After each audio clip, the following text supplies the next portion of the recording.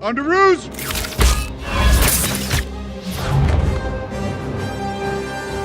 Who is this madman? And most important, who can stop him? That would be me. Hey, I'm Radiant Black. Nah, don't freak out, but you're in the future. We'll never be.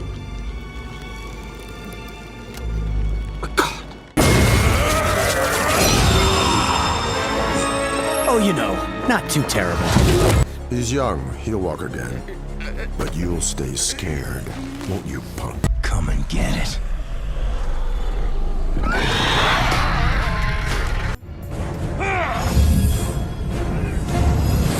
Firestorm. Ronnie Raymond was a jock of a high school student who was also, funnily enough, an environmentalist. When Ronnie showed up to protest the opening of a new nuclear plant, he met Dr. Martin Stein, a Nobel Prize winning physicist who worked there. When the Firestorm Matrix reactor malfunctioned, thanks to one of Ronnie's compadres, Stein and Raymond were both caught in the radioactive aftermath and somehow found themselves fused together into Firestorm, the Nuclear Man. Now, they are a being with two minds sharing the same body, usually with Raymond taking the lead. Alongside the rather unique one man with two minds thing, Firestorm also gained the ability to transmute any non-organic matter, having complete control over molecules. With this ability, he can do many things. Flight, phasing, regeneration, self-sustenance, strength, durability, shapeshifting, energy projection, and absorption and density manipulation. All of which, as you know, make for an incredibly powerful individual. Number 9. Vixen. Mary McCabe, who is the superhero known as Vixen, is also a successful fashion icon, talk show host, and animal activist, who is able to channel the powers of any animal that has walked or evolved on Earth through the mystical object given to her ancestor by the god Anansi called the Tantu Totem. Originally, it was the Tantu Totem that gave her her abilities, but over time, it has been changed. The totem actually just helps hone said abilities. Basically, Vixen has a strong connection to the Red, which is a magical thingy that connects all animal life in DC Comics. A few other characters also share a connection to the Red, but I think Vixen is definitely one of the coolest. Normally, she uses this power for flight and to enhance her speed, strength, senses, and healing abilities. But she has also sometimes used the poisonous abilities of certain animals and has even been seen to fully transform into animals. Vixen's ability is so wide that she can use the light of an anglerfish to create powerful lasers, use the armor of armored beetles to withstand a punch from Superman, and she can even create a force field using just the energy from the Red itself. Number 8. Blue Beetle. The Blue Beetle Scarab is what gives this hero their powers. I say there because the Blue Beetle has been multiple people over the years. Dan Garrett and Ted Kord were the first, with the most recent Blue Beetle being Jamie Reyes, and he will also be the one featured in the DCEU, so I'm gonna mainly focus on him, sorry. Once the Scarab latches onto Reyes' spine, it can manifest various powers. When he's in danger, the Scarab automatically activates and encompasses him in a high-tech suit of blue, beetle-like armor. This suit provides Reyes with superhuman durability and strength, flight with wings that spread out of the back, and speed with rocket boosters. It can also translate both human and alien languages for Reyes. The suit's durability is so high that it is bulletproof and allows Reyes to survive the heat of a rocket launch, re-entering Earth's orbit, and even explosions. The suit can also produce energy blasts from its hands that are powerful enough to discharge Kryptonian radiation and neutralize magic, which, if you don't know, both of those things are quite the feat. The suit can also construct objects out of nanotechnology as well as transform itself into nearly anything. The suit has transformed itself into anything from swords and cannons to a staple gun, which could probably be pretty useful, I think. It can manipulate alien technology and apparently has access to WMDs that are apparently capable of taking out the Spectre, so yeah, don't sleep on Blue Beetle. Number 7. Red Tornado. Originally, Red Tornado was an android created by the supervillain T.O. Morrow, whose name I absolutely hate. but he was made to infiltrate the Justice Society of America. But since then, the android he's become more than an android, but he's also become a noble superhero and a pretty gosh darn powerful member of the Justice League. Red Tornado basically is an air elemental housed in an android shell. He can create powerful air currents powerful enough to level skyscrapers in seconds. He channels air and wind forces through his arms and legs to produce bursts of cyclone strength winds and high speed forward velocity flight. He can also absorb air, which, I mean, we all absorb air when we breathe, so it's kind of weird. But Red Tornado is also super strong and very durable, enough so that he, or it, can take a missile straight on and come out completely unharmed. A few times Red Tornado actually managed to become invisible to the human eye due to his high velocity movement, and surprisingly not because he's an elemental. His android form also gives him resistance to various mental powers. He's very cool, but unfortunately not as popular as he should be. Number 6. The Ray. Raymond Terrell was apparently born with a condition that didn't allow him any exposure to sunlight. Or at least, that's what he had been told. It turns out Ray had been lied to. In reality, Ray's real father was Happy Terrell, a World War II hero known as the Ray. So it turns out Raymond was born with tremendous superpowers that only awaken with light exposure. Upon discovering his new powers, he actually went invisible for about 4 years, before saving a friend, turning the assailant invisible and then restoring them to scare the bejesus out of them. Ray is a being of light and has many abilities as a result. Once his body absorbs natural light, like sunlight or artificial light, he can direct the energy to rearrange molecules into any form, matter, or energy. With the projected energy, he can fly, project rays, beams, and bolts of destructive light, and create constructs out of pure light similar to how a Green Lantern can do it. Obviously, he can bend light to make himself or others invisible, but he can also do a similar thing in order to create illusions. And after consuming light energy, he can sustain himself off of it, not needing to eat or drink. Number 5. Metamorpho. Rex Mason was a globe-trotting adventurer and archaeologist who encountered the Orb of Ra on one of his journeys. This orb mutated him just a little horribly, but alongside the mutations, it also gave him the power to convert his body into any element. If you ask me, it's a pretty fair trade-off. I would take it. Using the power to shapeshift his body into various forms using the elements, he became a hero. Now Rex can stretch, bounce, elongate, control, and reshape his body as if it were made out of rubber or plastic. He can alter the shapes and consistencies of the elements he becomes and even combine them to form complex compounds. He has biofission, meaning that Rex can split his body into several copies of himself, each with the same powers. And lastly, he has a naturally occurring body armor, but it's a little redundant because although Metamorpho's powers allow him to fight against evil, they also are a curse, keeping him trapped in a hideous form, unable to even die.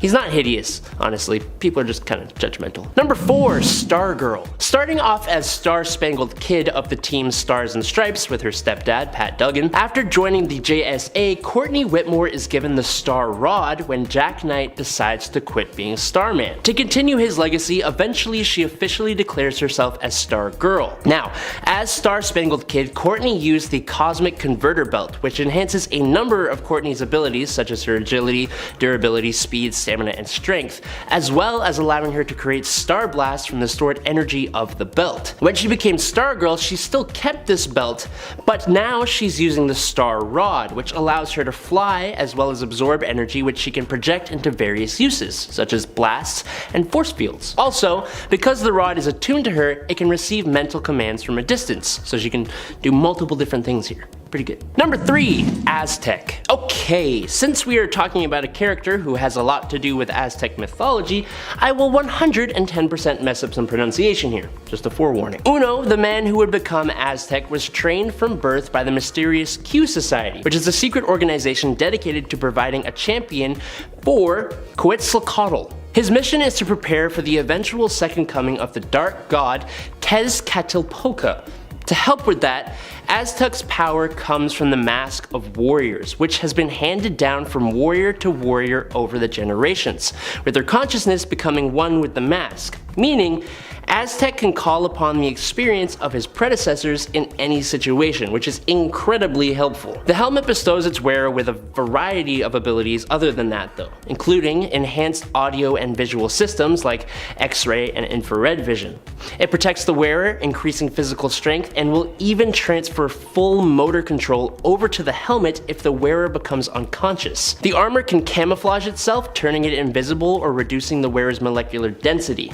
The gauntlets contain energy blasters located in the palms, and launchers hidden in the wrists that can shoot wire nets, cables, or mini rockets.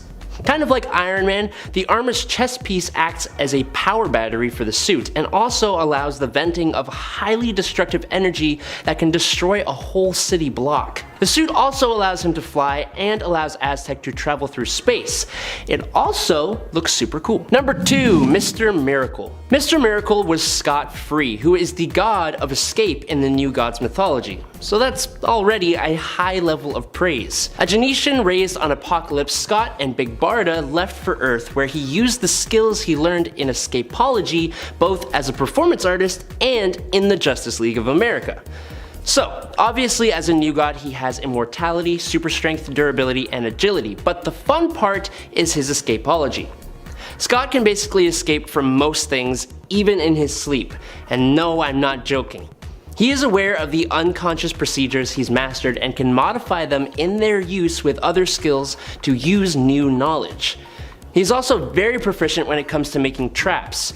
It may not seem like an incredibly useful ability, but it is certainly unique and can be used in more instances than you may think, especially when on a team like the Justice League. And in at number 1 is the Phantom Stranger. First appearing in the first issue of his own self-titled comic all the way back in 1952, the Phantom Stranger is an immortal, to the extent of even surviving having his own heart taken out of his body. The Phantom Stranger is a mysterious supernatural guide and specialist in the occult.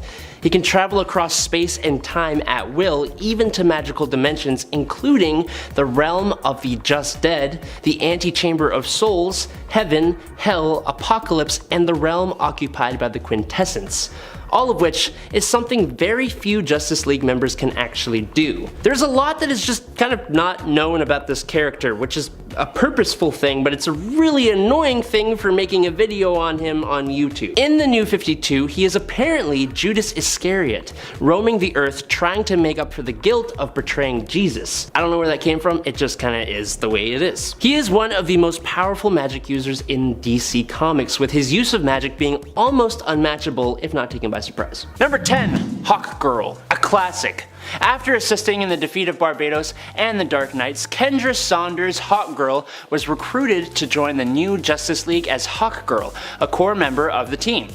Nice. While not a totally new character, she did have a fight with Barbados, and that gave her this new nth metal fusion power. This gives her nth metal psychoreactive wings that look totally awesome. They can slice through flesh and are able to completely heal all by themselves. She has been reincarnated so many times and has so much experience that she makes an extremely effective and powerful member of the Justice League. As well as her cool new wings, Kendra also has several powers, including enhanced strength, enhanced durability, enhanced vision, accelerated healing, self-sustenance, and has been taught telepathic resistance by Martian Manhunter. Unfortunately, she was one of those members of the League affected by the death of the Justice League thing.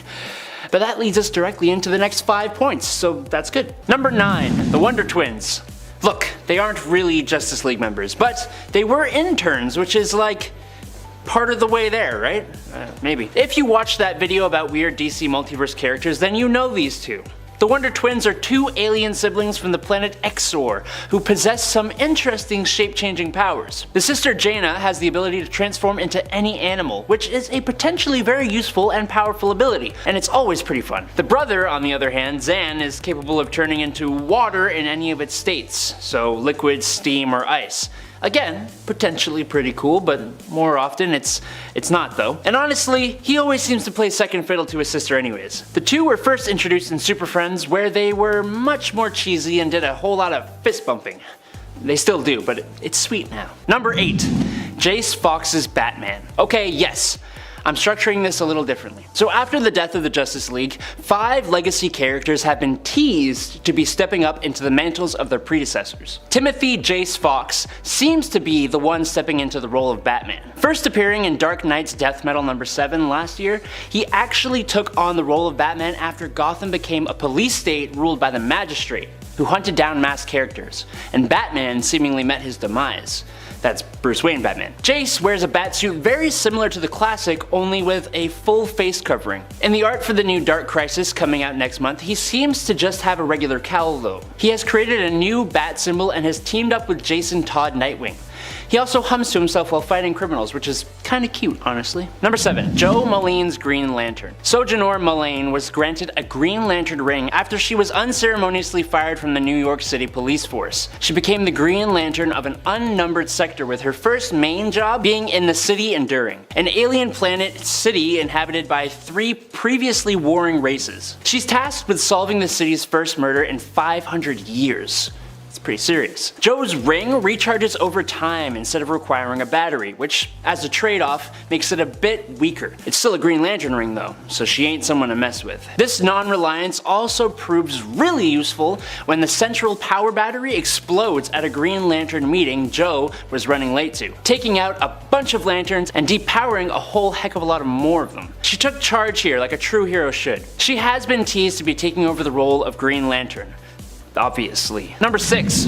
Jackson Hyde's Aquaman. Jackson Hyde is actually the son of one of Aquaman's main villains, Black Manta.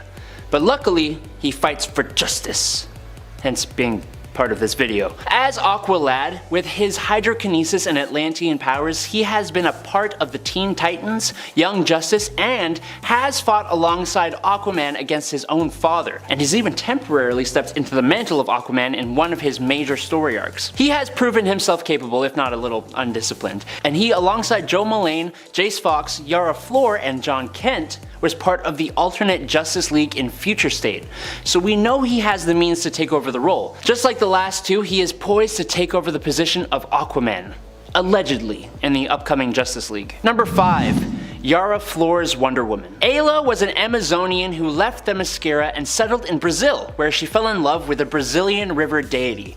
You know, like you do. The child these two would create became the Amazonian Brazilian demigod Yara Flor. Living in an Amazonian village, they were attacked by agents of the Greek gods, and Ayla lost her life. But Yara was taken to Idaho by a woman named Renata, who became her adopted mother. After her return to Brazil, she gets magical golden boleadoras, meets a human she hits it off with, is stabbed with an arrow by Eros, who she falls in love with, and is taken to Mount Olympus, where she is trained, given gifts, and gets a Pegasus named Jerry. Nice. She's offered the role of becoming Hera's champion, but after learning of her true origins, she refuses, and after a lot of scuffling, she brings some Amazons to defeat those responsible for the de-lifing of her own mother. She has become Wonder Girl, and was Wonder Woman in that Future State Justice League I keep talking about to defend my reason for putting these characters on this list. It will be cool to see her actually step into the role of Wonder Woman, if that's what happens. Number 4. John Kent. And last, but extremely not the least, apparently, stepping into the role of Superman in the Justice League will be none other than his own son, Jonathan Samuel Kent. Look, it just makes sense. John obviously was a member of the League's reserves before this point, but taking over the role of his father would be a big step up if it is ultimately what comes to pass. The son of Clark and Lois Lane, Jonathan began fighting crime at the age of 10. John possesses all the same powers as his father, plus a solar radiation explosion thing that isn't really under his control. According to Batman, he actually has the potential to surpass his father's power levels thanks to his half-human physiology, which kind of makes no sense to me, but whatever. Jonathan actually became Superman when his father left Earth to go to War World, so he has had a bit of experience, which will hopefully help him if he does become the new Superman of the Justice League next month. And that covers every one of the characters teased to take over the respective roles in the League. A few of these characters are part of the future Justice League, so it remains to be seen what role exactly these few will play, and I may have doomed myself to be roasted in the comments, so there's that. Number 3. Hippolyta, or however you want to say it. Queen of Themyscira, she takes over the role of Wonder Woman in the Justice League in the Infinite Frontiers storyline. Now, Diana isn't perished. Well, she is now, but not when her mother took over in the Justice League. Diana had ascended after defeating the Darkest Knight, and with Hippolyta having dubbed Nubia as the newest ruler of Themyscira, she was pretty free to take on the role in the Justice League. It's interesting to see her interact with Aquaman, and the small amount of time her and the #1 spot got to work together was also rather interesting. As an Amazonian, she possesses pretty much all the same powers as her daughter, just better because, you know, she's been around longer. Unfortunately, this whole thing didn't last very long with the whole death of the Justice League thing. Number 2, Naomi McDuffie. Joining the team just after our #1 spot in Justice League Volume 4, number 63, Naomi McDuffie is a teenage energy-based hero who was actually sent to the Prime Earth from an alternate reality to be spared from this really crazy villain, Zumbado, who rules over her native Earth. While her powers are unstable and she hasn't quite learned a complete control over them yet, Powerhouse's powers are confirmed to be Omega level in nature, so that's enough to put her pretty high on this list. She basically transforms into a golden armored superpowered form, which gives her a kind of energy projection that she uses to enhance her punches, making them very super indeed, and she also uses them to fire energy blasts. Interestingly, Naomi can also augment magical powers, kind of opposite to how Superman is weakened by them. In her super form, she can fly and obviously has super strength and durability. Number 1, Black Adam? What? That's right, joining the Justice League in Volume 4, number 60 of the team's self-titled comic, thanks to an invite from Superman, it's my second favorite Adam other than myself. Teth Adam was an unwilling laborer back in ancient Egypt who received power from the wizard Shazam, just like that other guy in red with a lightning bolt. What was his name again?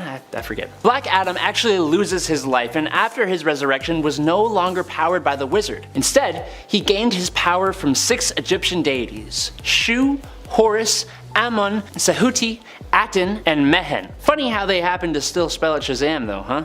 And he still shouts Shazam to activate his powers too, naturally. He also makes for quite a great leader, being the ruler of the African nation of Kondak. However, he hasn't traditionally been a great team player, and well, the whole supervillain anti-hero thing doesn't really help his case either. I'm just interested to see where this goes, to be perfectly honest. Number 10, Dexter. I just love Dexter so much and would really love to see this Red Lantern character fleshed out and developed even more as a part of the Justice League. Dexter has been around since the New Earth continuity and is a Red Lantern from Earth who is, yes, a house cat. Get over it. I don't know why I said that, like everyone's gonna be like, really Amanda, a house cat? I know y'all like cats. I know some of you like cats. Let me know, are you a cat or a dog person? Let me know in the comments. Dexter was chosen to be a Red Lantern after a really sad story where their owner was murdered and then they themselves ended up a victim as they were tossed into a sack and then thrown off a bridge into the river below. But don't worry, Dexter got saved and became a Red Lantern. Dexter's main goal in life is to find the murderer of his owner and avenge her death. Dexter initially was presented as more of a villainous character, but in the Prime Earth continuity is less villainous and more neutral, I'd say. Sure, he's not against killing, I mean, he is a Red Lantern, but he's also such a good kitty. It's hard to hate him despite all his own hatred for, you know, people out there that do bad things. In the Prime Earth continuity, Dexter also managed to ally with the Justice League Odyssey team, but not the JLA as of yet. Although Justice League Odyssey is also a super cool and weird team that I love, and yeah, you should check them out. Number 9, Harley Quinn. Okay, sure, so is Black Adam right about the fact that Harles will probably end up stabbing you in the back? Maybe. But she also happens to have some of the greatest plot armor of any character around. Over the years, Harley has been evolving, moving from being the Joker's sidekick to a somewhat reluctant anti-hero to a full-on bona fide superhero, or at least, you know, almost a superhero at this point, I'd say. As of now, she's even considered part of the Bat family, an ally that Bats can rely on. So I mean, she might betray ya, but she'd still definitely be a fun one to read in the JLA series. I know I would be more inclined to read some Justice League if Harley was on the team, I'm just saying. And I think eventually as time continues to move forward, she'll become even more and more reliable as a hero. Probably. Maybe. Either way, she'll always be fun to read, so. You can't take that away from her, I don't think. And friends, before I move on to the next spot, if you are loving this list and you want to show some love for us on another platform, you can head on over to Facebook where you can give us a like and a follow, because that's what you do on Facebook. Number 8. Captain Carrot. This might seem like a joke pick, and I mean, it kind of is, but also I actually like Captain Carrot, and I want to read more about his adventures, and one of the ways I can ensure I get more Captain Carrot action would be to get him on the Justice League. I mean, when DC was doing their round robin this year, I was legitimately hoping we'd actually get to see Carrot's team up with Darkseid. How weird and cool would that be? I was so here for that comic. Sadly though, no, not a thing we're getting. Almost no support for Captain Carrot. I am apparently alone in being a Captain Carrot fan. I wave my sad Captain Carrot flag all alone. For those unaware, Captain Carrot is a superpowered rabbit, known originally in the New Earth continuity as Roger Rabbit before being renamed as Rodney in the Prime Earth continuity, for probably the fact, we kind of have a Roger Rabbit that is prominent. He hails from Earth 26, which is populated by other cartoon animals, some of whom join Rodney in his fight against crime as superheroes. And it's a very cartoony reality, so cartoon physics apply, which means that Captain Carrot's also pretty powerful. I'm just saying.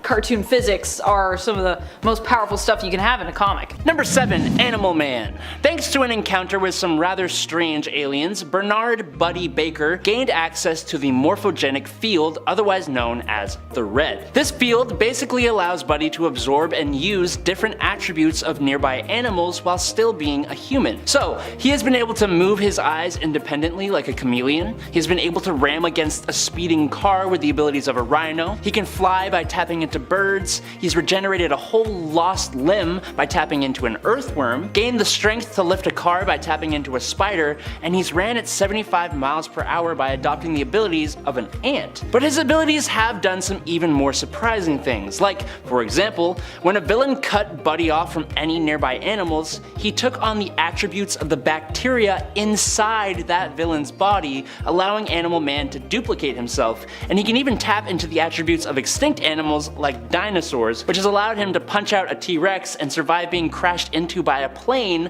by borrowing the abilities of both a Stegosaurus and a rhino. And that's another thing, over time he's received power boosts that allow him to use multiple abilities at once, and then to even use the abilities of any animal in the universe, like when he used the power of a Sun Eater, which let him fly across the galaxy in an instant. He's even absorbed the powers of Krypto, Superman's superdog. Number 6. Batgirl. Batgirl is Barbara Gordon, and while she actually did manage to join the JLA during her time as Oracle, Babs has never been a member of the team, to my knowledge, while using the Batgirl mantle. And honestly, if we potentially see Nightwing join up on the new League, it seems likely we could see Babs as well, who has been seen canoodling with Dick Grayson in his own Nightwing series recently. Batgirl is a member of the Bat family, the daughter of Commissioner Gordon and the protege of Batman, aka Bruce Wayne. And I also feel like she'd have some pretty useful skill sets when it comes to what she can offer the League. As Oracle in the New Earth continuity, she was part of the JLA for a while until Batman was off the team following the events of the Tower of Babel. However, in the Prime Earth continuity, she's only been a part of the Justice League United and the Justice League Reserves. So, yeah. Number 5. Kongorilla. You remember the Tasmanian Devil. I said that heroes who turn into beasts are cool. William Glenn Morgan is actually cool. He can transfer his mind to a gorilla. He can also change size and has a healing factor. So what's the problem? For starters, he's called Kongorilla. Get it because he's a gorilla and he's from the Congo? Secondly, Congo Bill, yes that was his nickname, was part of a horrible Justice League run by James Robinson. Pile on top of that the fact that in said Justice League run, he was highly underutilized and was completely overshadowed by better named characters, and you've got a short-lived Justice League member who you ain't gonna find on pretty much anyone's favorite list. Number 4. Green Lantern Joe Moline. While Guy Gardner, Hal Jordan, John Stewart, and Kyle Rayner have been on the Justice League, and I think Jessica Cruz has as well, we've yet to see Joe Moline make it onto the main continuity team. Sure, she was on the supposed future team in Future State, but since that isn't really happening now and is relegated more as a potential future and alternate reality than a likely one for us, we don't have her yet there. John actually did ask Joe to join his proposed Justice League roster recently, but she was too busy to accept that offer. Here's hoping she gets less busy out in space soon so that she can actually join up. After the amazing series that was Far Sector, I need more Lantern Moline in my mainstream comics. Please. Give me more Moline. Number 3, Black Adam. Whether you like it or hate it, Black Adam has been part of the Justice League. Black Adam has essentially the same base power that is possessed by Shazam, who made part 1 of this list, but for Black Adam, his ideologies and ruthless nature mean that he is simply much more capable than Shazam because he does not hold himself back. All we have to do to see how capable Black Adam is to take a peek at 2007's World War III event, or as I like to call it, Black Adam versus literally everyone. Black Adam single-handedly goes up against, beats the snot out of, and even takes the life of some of the combined forces of the JSA, the JLA, Captain Marvel, China's Great 10, the Phantom Stranger, Martian Manhunter, Power Girl, Wonder Woman, Stargirl, Plastic Man, Jay Garrick, several Green Lanterns, and more, all at the same time. And almost no one can take him down for the whole run of the comic. It's absolutely insane. Now, as for his whole inclusion in the Justice League, he was officially a member, but he also wasn't exactly good, which he never really is. We can discuss in the comments, but he is easily one of the strongest people to ever be a part of the Justice League. Number 2, Power Girl. Power Girl has been on a lot of teams over her time in the comics, but one team she has never been a member of that I would love to see her on is the Justice League. I know she's technically from an alt universe hailing from Earth 2, but that doesn't stop me from loving her as much as I love any other main continuity heroes who are also badass. In fact, don't tell Supergirl, but I actually prefer the alternate Kara of Power Girl to the main continuity counterpart. Sorry, Supergirl. Power Girl is often known for being a member of the Justice Society of America and has even been a part of Fringe League teams like Justice League Europe and Justice League Task Force, but no main league for her. She can even bring her cat Stinky along if she wants. I would not mind.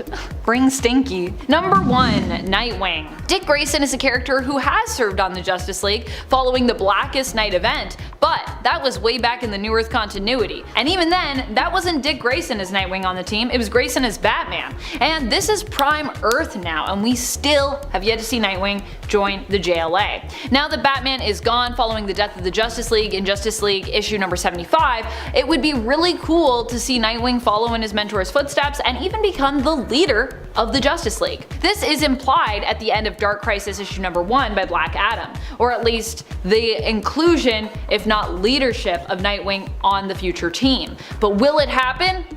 Well, we hope so. Kicking off the list at number 10, Bullseye. Daredevil. Wow, he's the coolest guy I've ever seen at a bar, hands down. So Bullseye was introduced to readers back in Daredevil 131. Now, I know he doesn't look the coolest here either, but that's who the character is, okay? Make your movie universe work for that character or just don't use the character yet. That's it. Like, you can't have Daredevil looking like this, and then when it comes to Bullseye, you have him looking like this. You can't have cool guy Colin Farrell and also leather Daredevil. It's just like, pick a lane. It looks like he's the villain of a 90s TV show, honestly. He doesn't look like the iconic evil assassin at all in this entire movie. Plus, Colin Farrell's performance is just...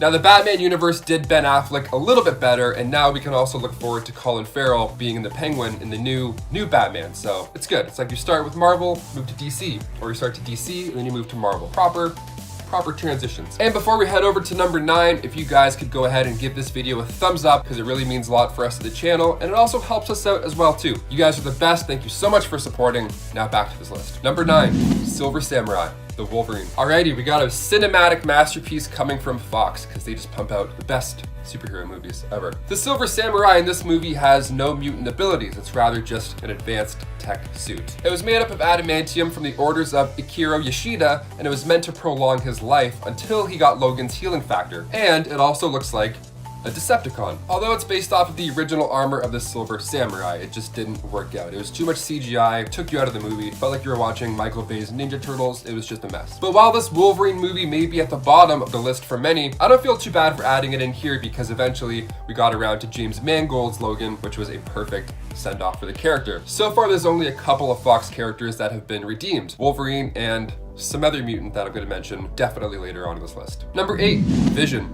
Avengers Age of Ultron. So with WandaVision episodes dropping weekly, we're getting to see Marvel have another crack at suiting up their power couple. We've seen a sneak peek now for their original comic book look that's going to come up in a future episode. Okay, cool, that's going to be amazing. So now it's only fair to revisit Marvel's first attempt at Vision. Age of Ultron was released in 2015 and comic book fans were delighted to see the creation of Vision in this movie. But unfortunately, it looked like another CGI android and not anything close to what made him pop and unique in the comics. So while some characters like Hawkeye have to look more military based because that's part of this arc for this universe that they're building all these stories in, he's more of a military character. It would make sense that he doesn't jump right into the purple onesie off the bat. But Vision could have looked anyway. He didn't have to be as grounded and realistic as Hawkeye did in the story. They could have had way more fun with him, which is something WandaVision is finally doing now. And even the solo Hawkeye show that's coming to Disney Plus is kind of leaning into more fun costume-wise. So we can look forward to seeing that in the future. See, things get better for Marvel. They start off a little bit choppy and then they're like, oh, let's throw in some purple. Let's throw in some green. Number 7, Liberators. Okay, so don't get me wrong. I like the idea of the Liberators. It was more the way that this all went down with them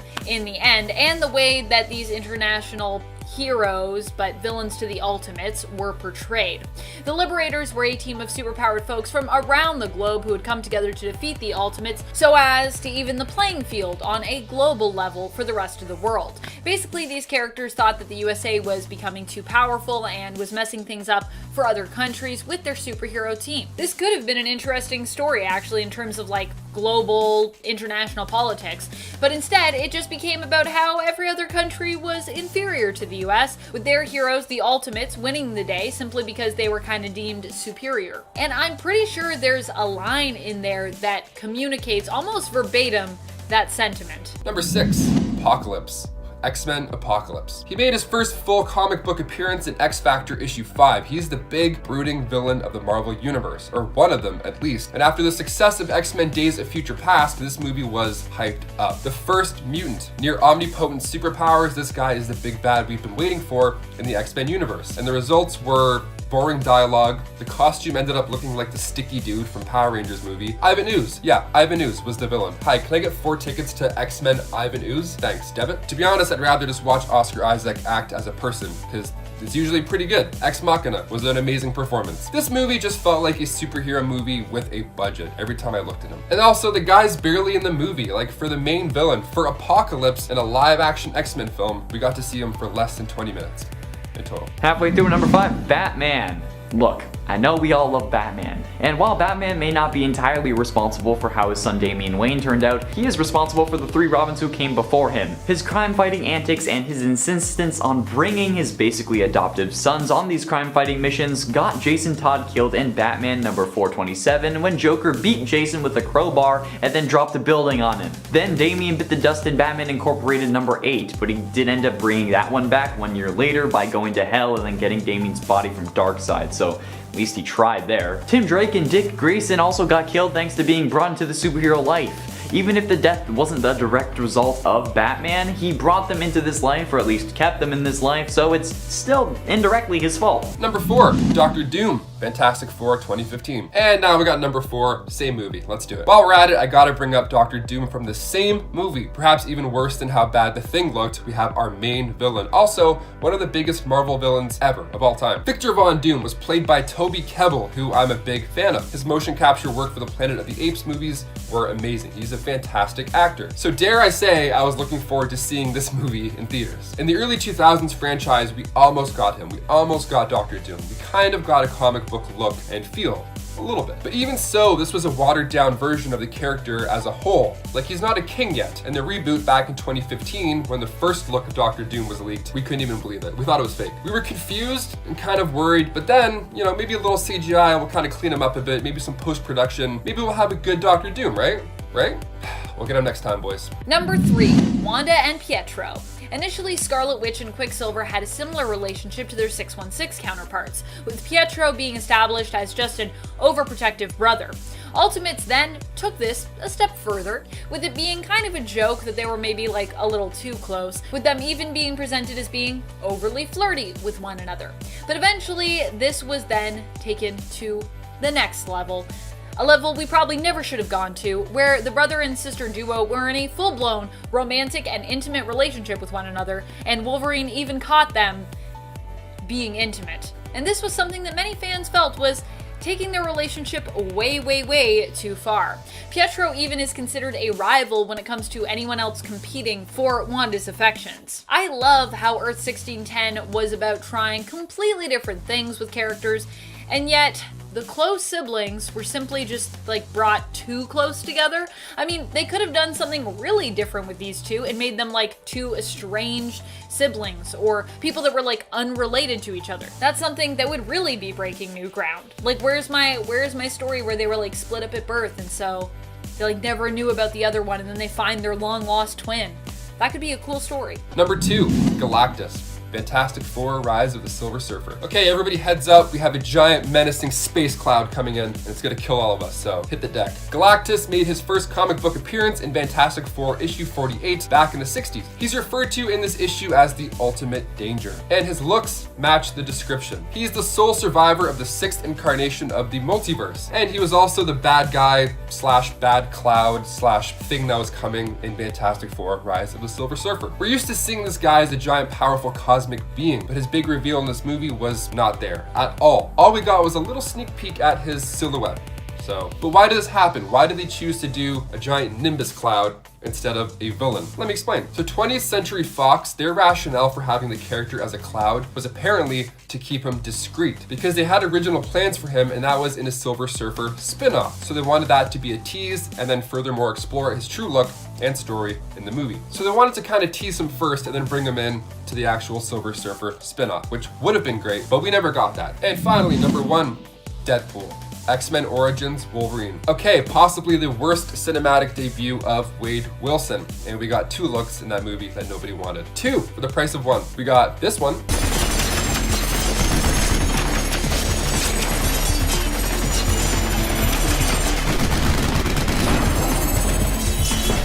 And we also got this one. Wait, is that you? Stryker finally figured out how to shut you up.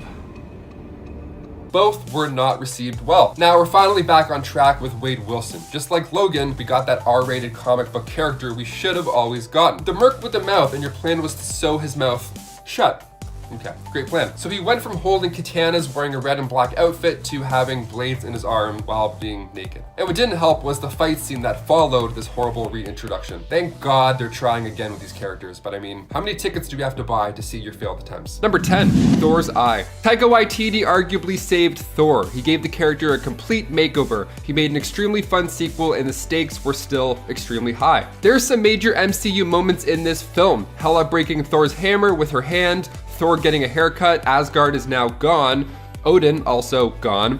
It's a lot. Now near the end of the film, Hela takes Thor's eye out as well. It's a huge moment for him because while he's getting his ass handed to him by his evil sister, he has these visions with his father Odin and they bond in these visions. Thor explodes, he saves the day with a handle on his new lightning ability, and the last shot of the movie is Thor sitting on the throne with his eye patch. And he looks just like Odin. It's a beautiful look. And then come Infinity War, he slaps in a new eye and the iconic eye patch was just gone that fast. Now in the Art of Avengers Endgame book, there's concept art of Thor still with the eye patch. So they were close, but maybe it was better for Thor's redemption to be entirely his own come Endgame. I like the eye patch, honestly. It gives me like Kurt Russell, Captain Ron vibes. And before we continue on with this list, guys, if you want to go ahead and give us a thumbs up on this video, those likes add up and it really does help us working from home and in studio. You guys are the best. Thank you so much. Now let's get right back to this list of weird MCU moments. Number 9, Edward Norton. Now, of course, we have to mention recast, especially when it's this big. Whenever people talk about rewatching the Marvel Cinematic Universe, you know, to refresh yourself before the next movie or the next show, there's always the question, do we skip the Hulk? I mean, chronologically, it fits in right after Iron Man 1, and William Hurt plays the same character. He plays General Ross, and he's still playing General Ross in the current MCU. But now the Hulk is completely different. Marvel decided not to bring back Edward Norton, not because of money, like some other people that I'm not even gonna mention on this list, but because they needed an actor who embodies the creativity and collaborative spirit of the other talented cast members. So Edward Norton's team did respond, saying it was indeed about money, but this isn't the first time Edward Norton's been on the naughty list. Number 8, Spider-Man Homecoming. One of my favorite Spider-Man movies of all time is Spider-Man Homecoming. It's pretty close to Spider-Man 2, Tobey Maguire's Spider-Man 2. They're both so different, but they're both so good. Now, when Spider-Man Homecoming takes place, well, that's a bit confusing. See, there's a flashback to the events of 2012's Avengers at the beginning of Spider-Man Homecoming, and then it says 8 years later, and boom, the movie starts. So that means Homecoming takes place in 2020. Although the film also tells us that Homecoming takes place a few months after Civil War, which happened in 2016. So in an interview with Infinity War co-director Joe Russo, when asked about the time gap between Avengers and Homecoming, he said it was 8 years, I believe. A very incorrect 8 years. And I thought the timelines in Endgame were confusing. God, my brain already hurts. Number 7, Inhumans in general. I don't dislike the Inhumans, but what I'm not a fan of is how much Marvel tried to make them the new mutants, all because they no longer own the rights to the super successful X-Men. Marvel attempted to elevate Inhumans to new heights, hoping they'd become popular enough to rival their mutant crew, who was making a ton of other people money over at Fox. When this plan didn't end up working out, the Inhumans instead were just tossed aside, and many of them would end up being killed off. The Inhumans are great, but trying to make them into something they're not, then discarding them when it didn't pan out, was pretty not cool. The Inhumans deserve to be loved for who they are. They're basically like Marvel's superhero version of the British Royals, and I love them for that. Let's not try to make them mutants. It's not what they are. Number 6, Black Widow and Bruce Banner's relationship. Remember in Age of Ultron when Black Widow was the key to calming down Bruce Banner? They were in love, right? I think. I mean, they were flirting at the beginning, and then even Steve Rogers was like, hey, you're not breaking any bylaws, have at it. And then at Clint's secret family farmhouse, they're talking about running away together. And then after all this time in Age of Ultron, Bruce returns to Earth, he says hi to Nat in Infinity War, and then she says hi back. That's kind of it. Well, according to the Infinity War co-screenwriter Stephen McFeely, he said they certainly wanted to do more. There was a clear romance that was left behind. In an interview with IndieWire, the director said, we have scenes, we wrote them, we shot them, of them sort of hashing it out. You've been gone, I've moved on, that kind of stuff, blah, blah, blah. It became very clear that if a scene was not on the A plot, it would not survive Infinity War. That thing has to be on rails just to get to the finish line. I mean, sure, that's fair, that's totally fair, but I feel like if it wasn't going anywhere to begin with, it didn't have to be there. Besides, we have Betty Ross in the MCU as well. She still exists. The pesky Incredible Hulk plot coming back to haunt us years later. Number 5, Doctor Strange. One of the best parts of the MCU is how much they like to tease their upcoming stuff. It gets you excited. I mean, the after credit scenes are so common now that if you leave during the credits on opening night, you're just gonna have like 200 people yelling at you through their Iron Man masks. They're gonna be hucking popcorn at you. You're gonna be the laughing stock. Now, some of these nods can be a little confusing though, considering the timeline when you look at it in the grand scheme of things. Like in Captain America: The Winter Soldier, again, Jasper Sitwell explains Project Insight and how it keeps an eye on these powerful individuals, like these threats. He mentions Bruce Banner, the Hulk, and Stephen Strange. It's a cool moment that tells us that Doctor Strange is indeed in the MCU. It's fun. I remember the theaters, there was a little buzz going around as soon as he said it. It's cool. But right before Strange even gets into that car accident that makes him become the powerful Doctor Strange, he gets a call about Rhodey when he fell during the airport battle in Civil War. Now, it's not confirmed, but it sure does sound a lot like Rhodey and his conditions. Listing Strange was a cool shout out, but I don't think Zola's algorithm knew enough about him to be considered a threat. Yet. Number 4, Cap's love life. Since the first Captain America film, Steve has been head over heels for Peggy Carter. They talk about finding a dance partner, the pacing is done really well, there's a genuine romance building between the two. So when Steve puts the plane down in the water later on in that film and sacrifices his life, the last thing he thinks about is Peggy. It's super nice, it's thoughtful. And then comes Civil War, we have Steve just making out with her niece, Sharon Carter, in the airport. It didn't come out of nowhere. I mean, she was in the Winter Soldier sequel, but still, it's a bit weird for me. But what makes this PDA in the airport more forgettable is the fact that Sharon is basically a villain now as of the end of Falcon and the Winter Soldier. We see in Falcon and the Winter Soldier after the snap, she was just abandoned. She was part of a deal that if she helped take down the Flag Smashers, then her dark days as a crime boss would just be pardoned during that dark snapping time. Then a post-credit scene in Falcon and the Winter Soldier shows us this pardon, and then immediately she makes a call trying to line up buyers for secret government tech. Cap sure knows how to pick them. Damn. Number 3, mistreatment of Miss Marvel. It's so bad. Anytime I go back to Miss Marvel's random pregnancy, it just makes me like grimace. And I don't know what's actually worse here, what happened to Carol or her so-called friends, the Avengers' reaction to the red flags surrounding it and her own emotional pleas for assistance. Wanda, aka the Scarlet Witch, at least tried to be there for Carol, but she also seemed to kind of be putting her own perspectives on child rearing on her friend. While Carol was decidedly disturbed to learn she had become pregnant without knowing how that happened or having a recollection of really sleeping with anyone, Wanda encourages Carol to be grateful because she herself cannot have children with her synthezoid husband Vision, which is just like, not your choice for everyone, okay? Okay, Wanda, I get that that's your choice and I respect it, girl, but like, you cannot put that on Carol. Do not be like, oh, how nice for you, I can't have kids, so you should just be happy, Carol. No, this is weird, it's a weird thing. You should not be happy, you should be weirded out. I can't get too much into detail on this story, to be honest, because of the rules of the YouTubes, but what I can say is that it involves Carol having a rapidly progressing mystery pregnancy and then giving birth to the person that also impregnated her, feeling compelled to leave her life behind to go with that person, but not really remembering why she has strong feelings for him. So yeah. Fortunately, Chris Claremont would try to atone for all the horrors that Carol suffered here in Avengers Annual issue number 10. But if you want to go back to reminisce on just how awful this plot and this story was, you can check it out starting at Avengers issue 197. But you've been warned. You've been warned. Number 2, the Gauntlets. In Infinity War, Eitri is forced to make the gauntlet for Thanos on Nidavellir, the same place that Thor gets Stormbreaker and makes it just in time to join the battle in Wakanda, which would be on a list of best MCU moments for sure. But we did see an Infinity Gauntlet before this movie, a couple times actually. In the first Thor film, it was seen in Odin's vault. Now, come Thor Ragnarok, they fixed this with a simple shot. Hela walked by and said, fake, as she tipped it over. Cool. All the fans were like, okay, we understand that one, we're cool, we're on board. But a post-credit scene in Avengers Age of Ultron really got fans excited, and for no reason at all, it seems. The after-credit scene shows Thanos putting on a gauntlet saying he'll do it himself. Now, it's actually a really crazy after-credit scene. I remember the theater went kind of nuts. Infinity War screenwriters insisted that this is just a practice gauntlet, which is fair. I mean, you need practice to get that weight down. Because how embarrassing would it be if he goes to snap and it was like, damn it. Sorry, it's a new gauntlet. I've had like 2. And finally, number 1, the Bifrost Bridge. The climax of the first Thor movie was Thor making the ultimate decision to destroy the Bifrost Bridge.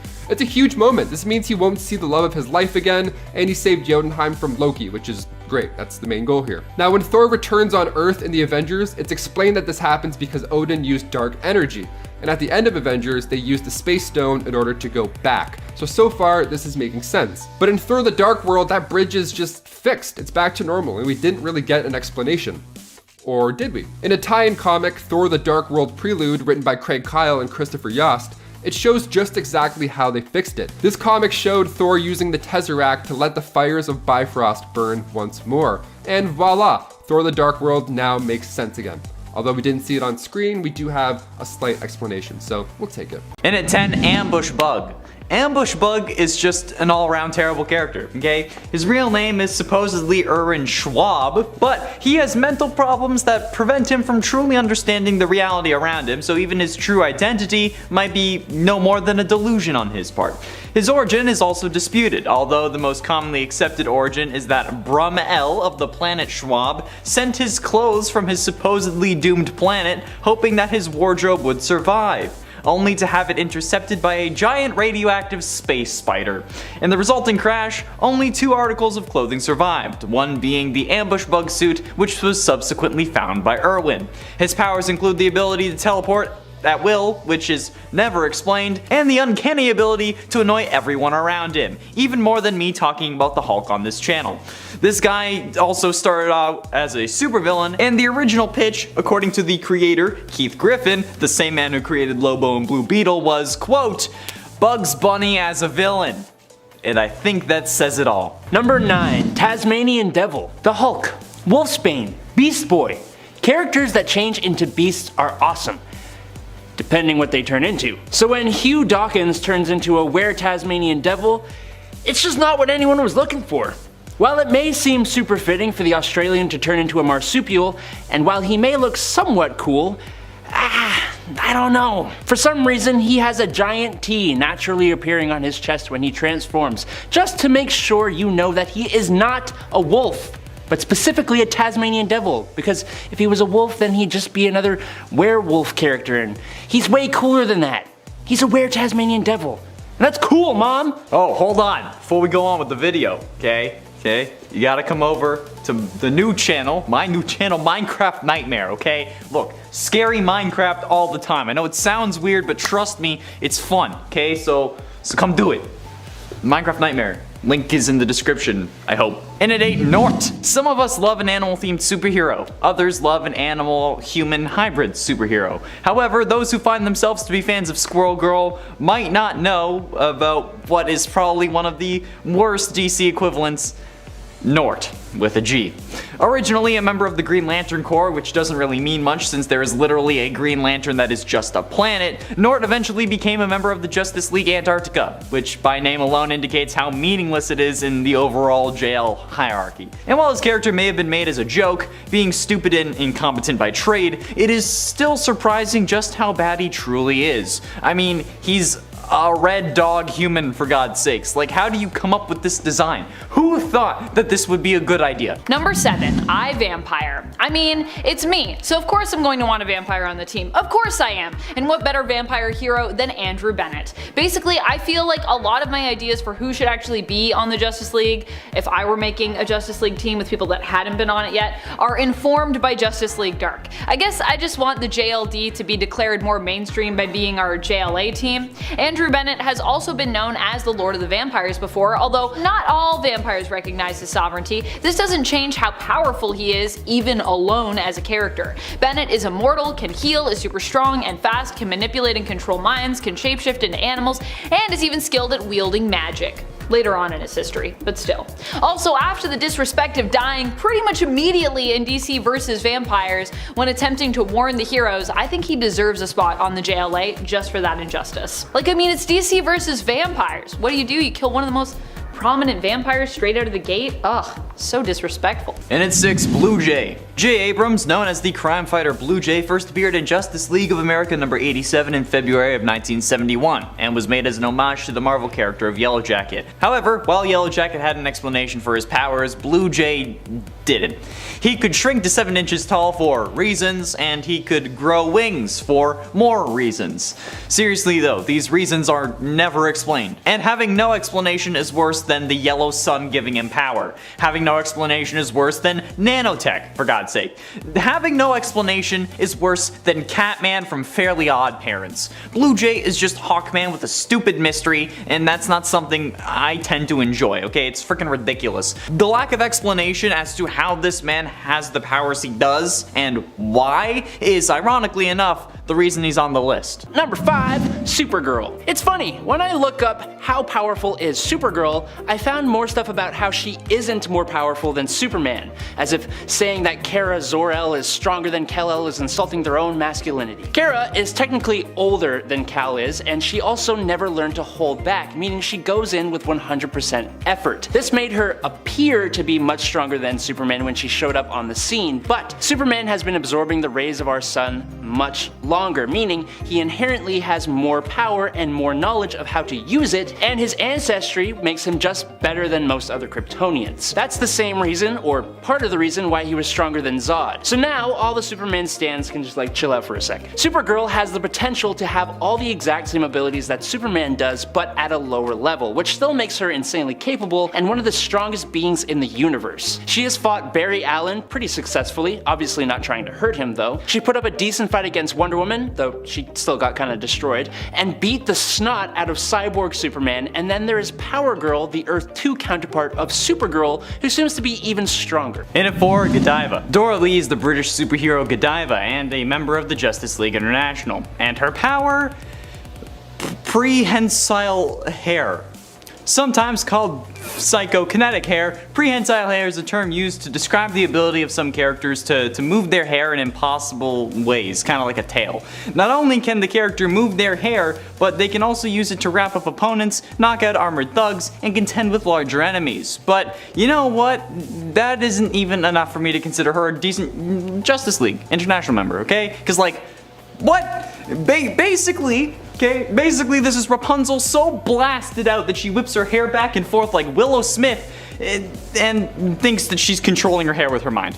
Her power reminds me of how like every single time you're trying to cuddle up with a girl, but like no matter what, you always have hair in your face, and it's never comfortable because there's at least one strand of hair is always comfortably on your face, but you're not comfortable. The hair is comfortable, but you're not. Number 3, Queen Nubia. Nubia may have just had her coronation in the comics, becoming the queen of the Amazons officially, but she could still maybe carve out some time for the Justice League. Or, you know, at least if she doesn't have time now, perhaps later she might be able to get away for a bit and join them. After all, Hippolyta and Wonder Woman have both been members of the team, so I'm wondering where Nubia's invite is. Nubia, like her sisters, is a fierce warrior and a skillful leader. We also learned she enjoys playing music to pass the time as well in the preview for The Adventures of Young Diana, as seen in the Wonder Woman 80th Anniversary 100-page Super Spectacular. What I'm saying is, Nubia rocks. And ultimately, into number 2, Batman. Yeah, that's right, I'm calling out your glorious Batman, so pipe down for a second, okay? It's my turn.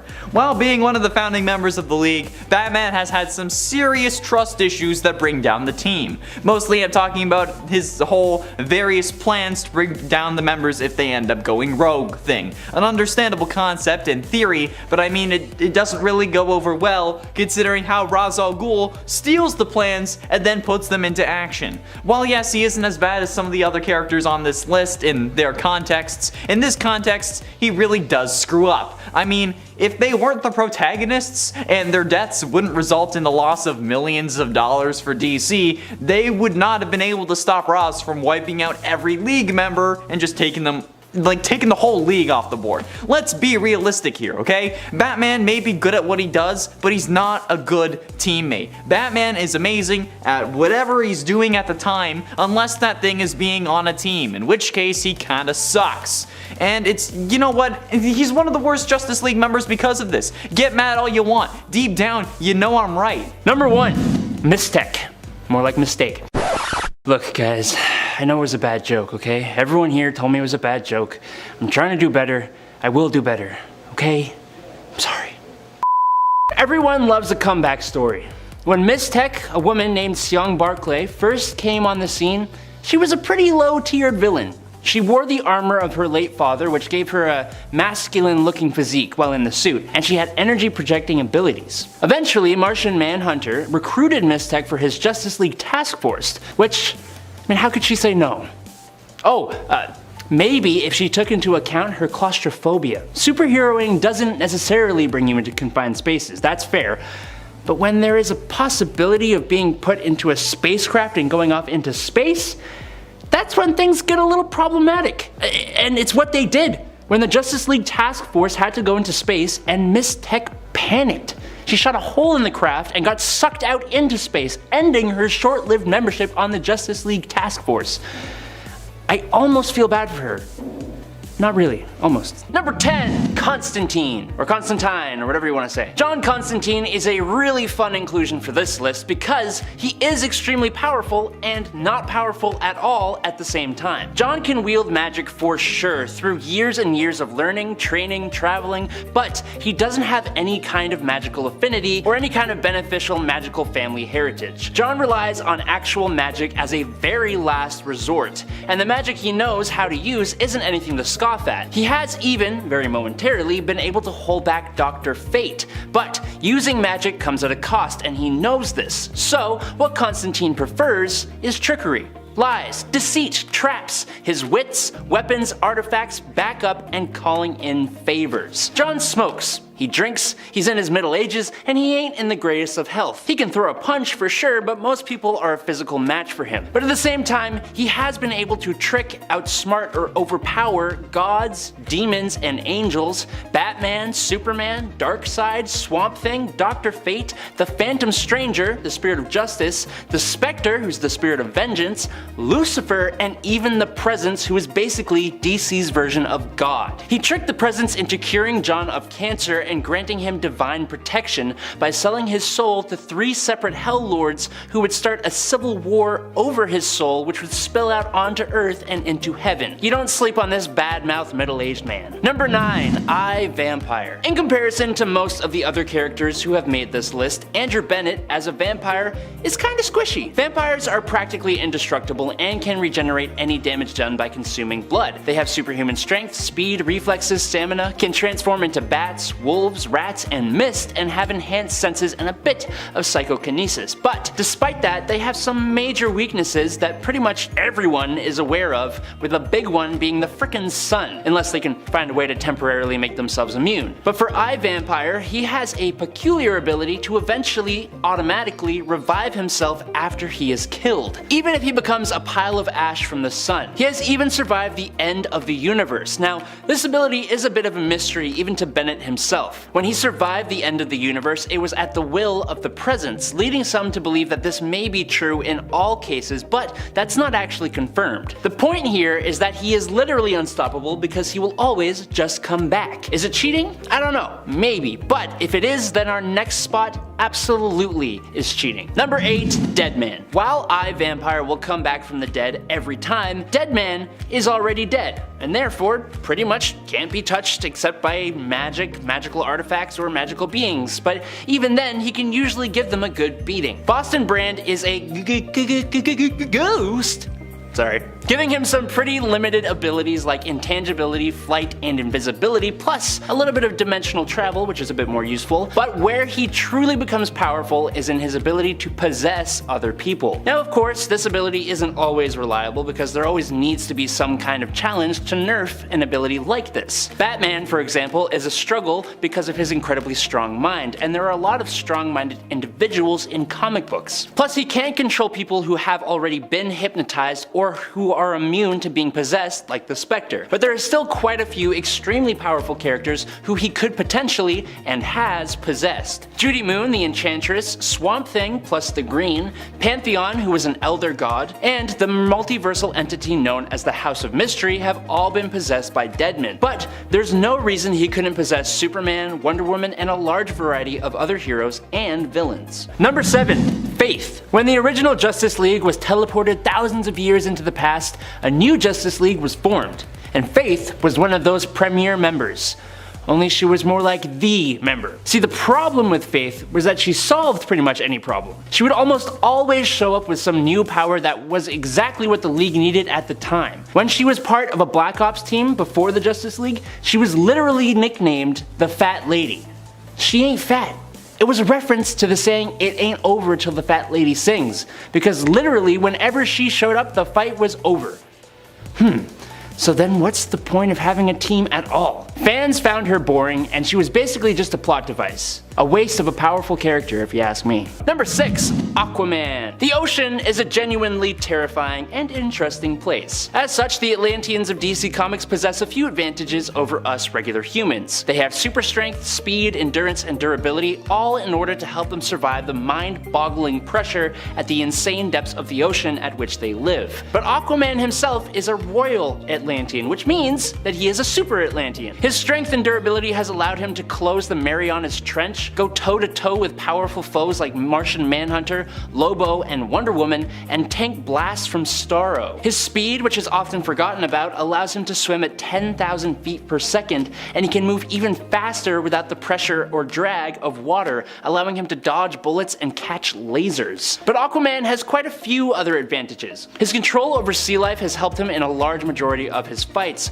with his underwater allies coming to his aid and helping him do things he probably couldn't do alone, like creating a massive tsunami with whales. His telepathic skill is actually quite impressive as well. Some of my favorite feats include him telepathically controlling a Green Lantern ring, reading the Martian Manhunter's mind without permission, and controlling a space dragon. Now, for a while he had a hand that was a hook, and then became a magical mystical water hand that could do a whole other level of feats, but I'm out of time, so we're moving on. Number 5. Swamp Thing. Swamp Thing is Alec Holland, or more specifically, Technically, Swamp Thing was Alec Holland before he was dissolved in essence in a swamp with his consciousness living on and merging with the swamp to create something new, an avatar of the green known as Swamp Thing. Swamp Thing is crazy powerful, and I don't think they get enough attention and respect from comic book fans in general. He's always been a character that I found fascinating, and I think as such that he would make a great addition to the Justice League team.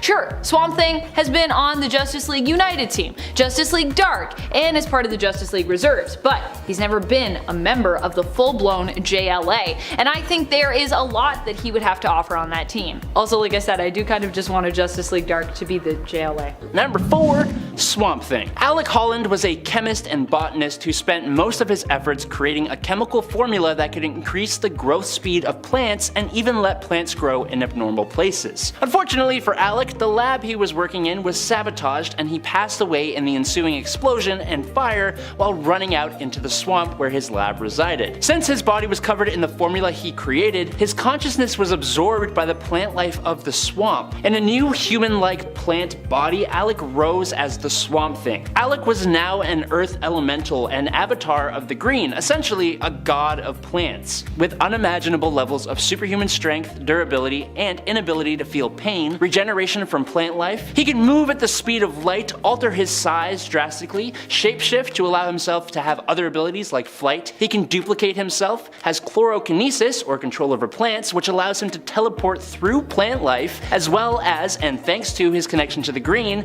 he can even move through time and possesses cosmic awareness. He's taken control of all the algae on Earth to remove most of Earth's oxygen in a show of strength. He's taken hits from and even restrained Superman and knocked the wind out of Wonder Woman. Swamp Thing is one of the more interesting heroes that DC has, and he deserves more respect on his name. Number 3, Maxima. Maxima.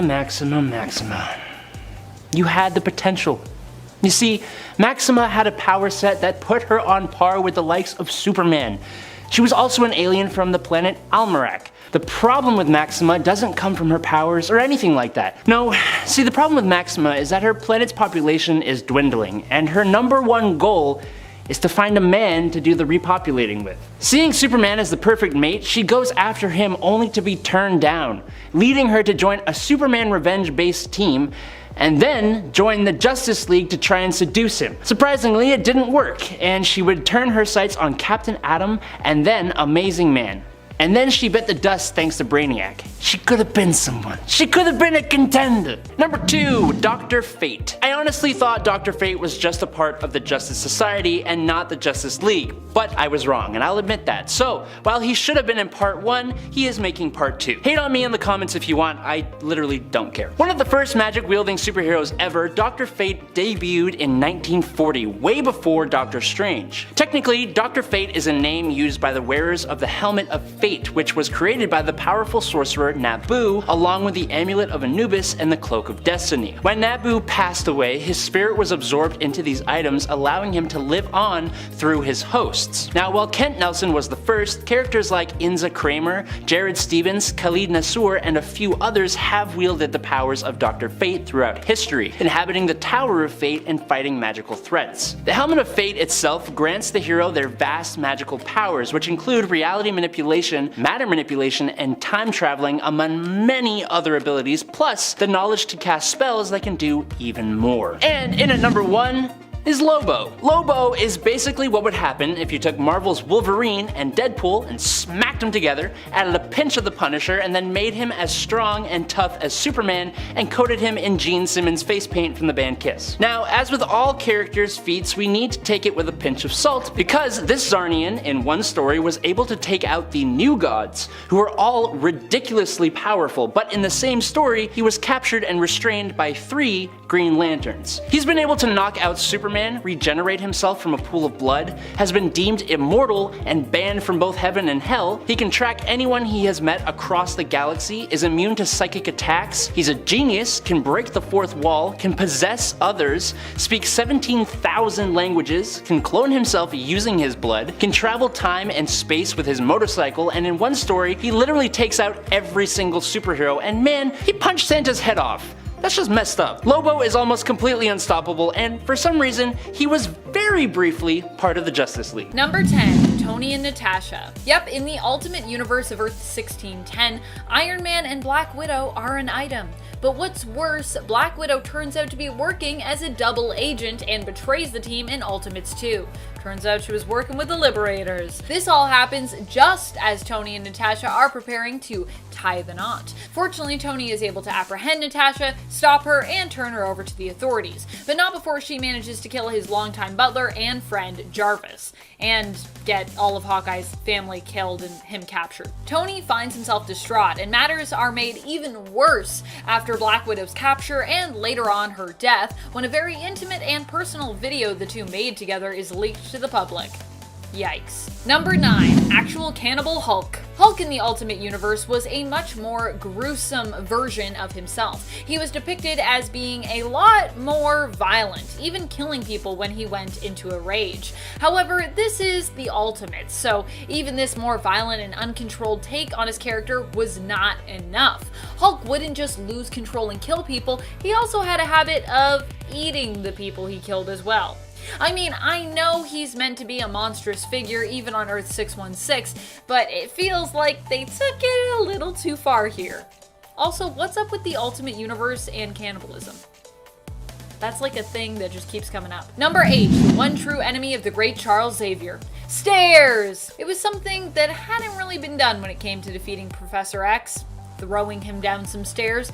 But there was also probably a reason for this, because I mean, it's just not a thing that needs to happen in the comics, and yet nothing was considered off the table in Ultimates. This is the moment, by the way, that is featured in our thumbnail for this video, and you might be wondering, hold on, wait a minute, is that Wolverine throwing Charles down the stairs?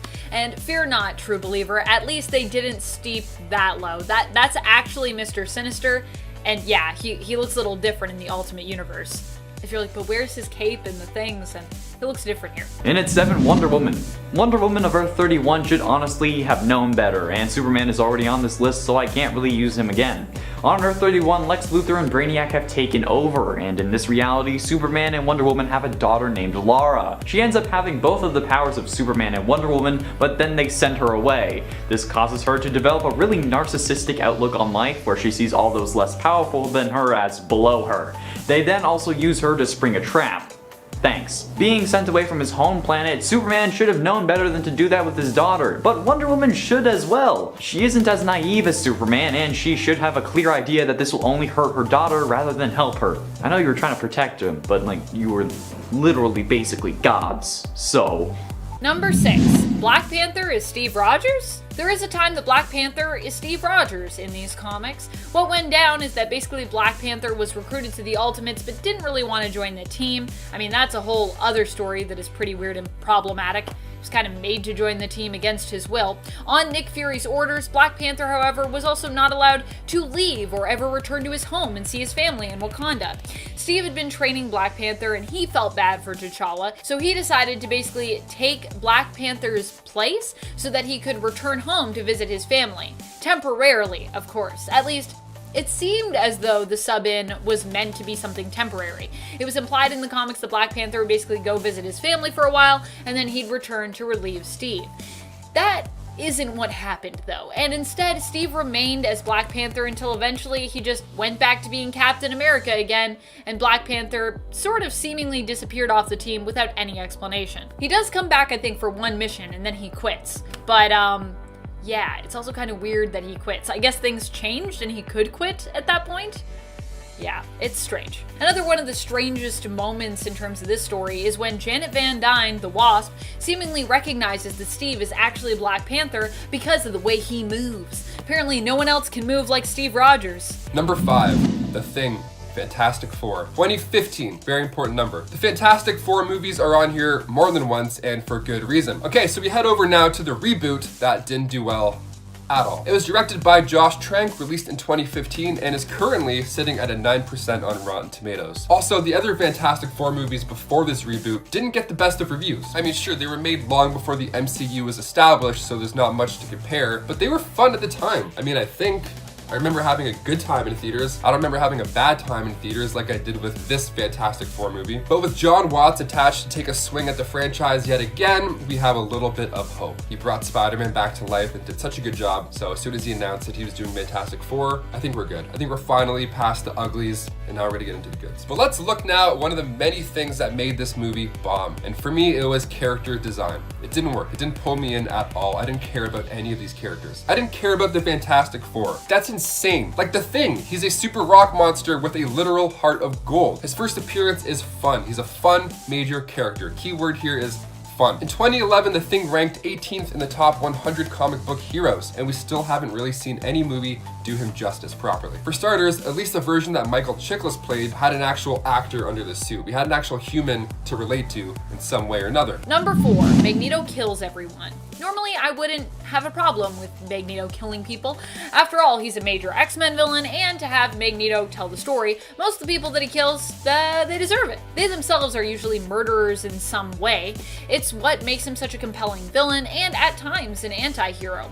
Right now, he's gone full hero in the comics, which means that he really holds people up to high standards in Krakoa when it comes to their law about not killing humans. After all, he knows what it's like to feel justified in disposing of human enemies, and even he is willing to agree that overall it's just a bad idea. So there's really no way of finding justification if that's your crime in Krakoa right now. In Ultimates, Magneto, however, goes from being Professor X's friend and partner in mutant team building and safe space creating to thinking that mutants are basically better than humans and believing that humans should either serve mutants or completely be exterminated. Does believing that you belong to a superior race sound like anything else to you?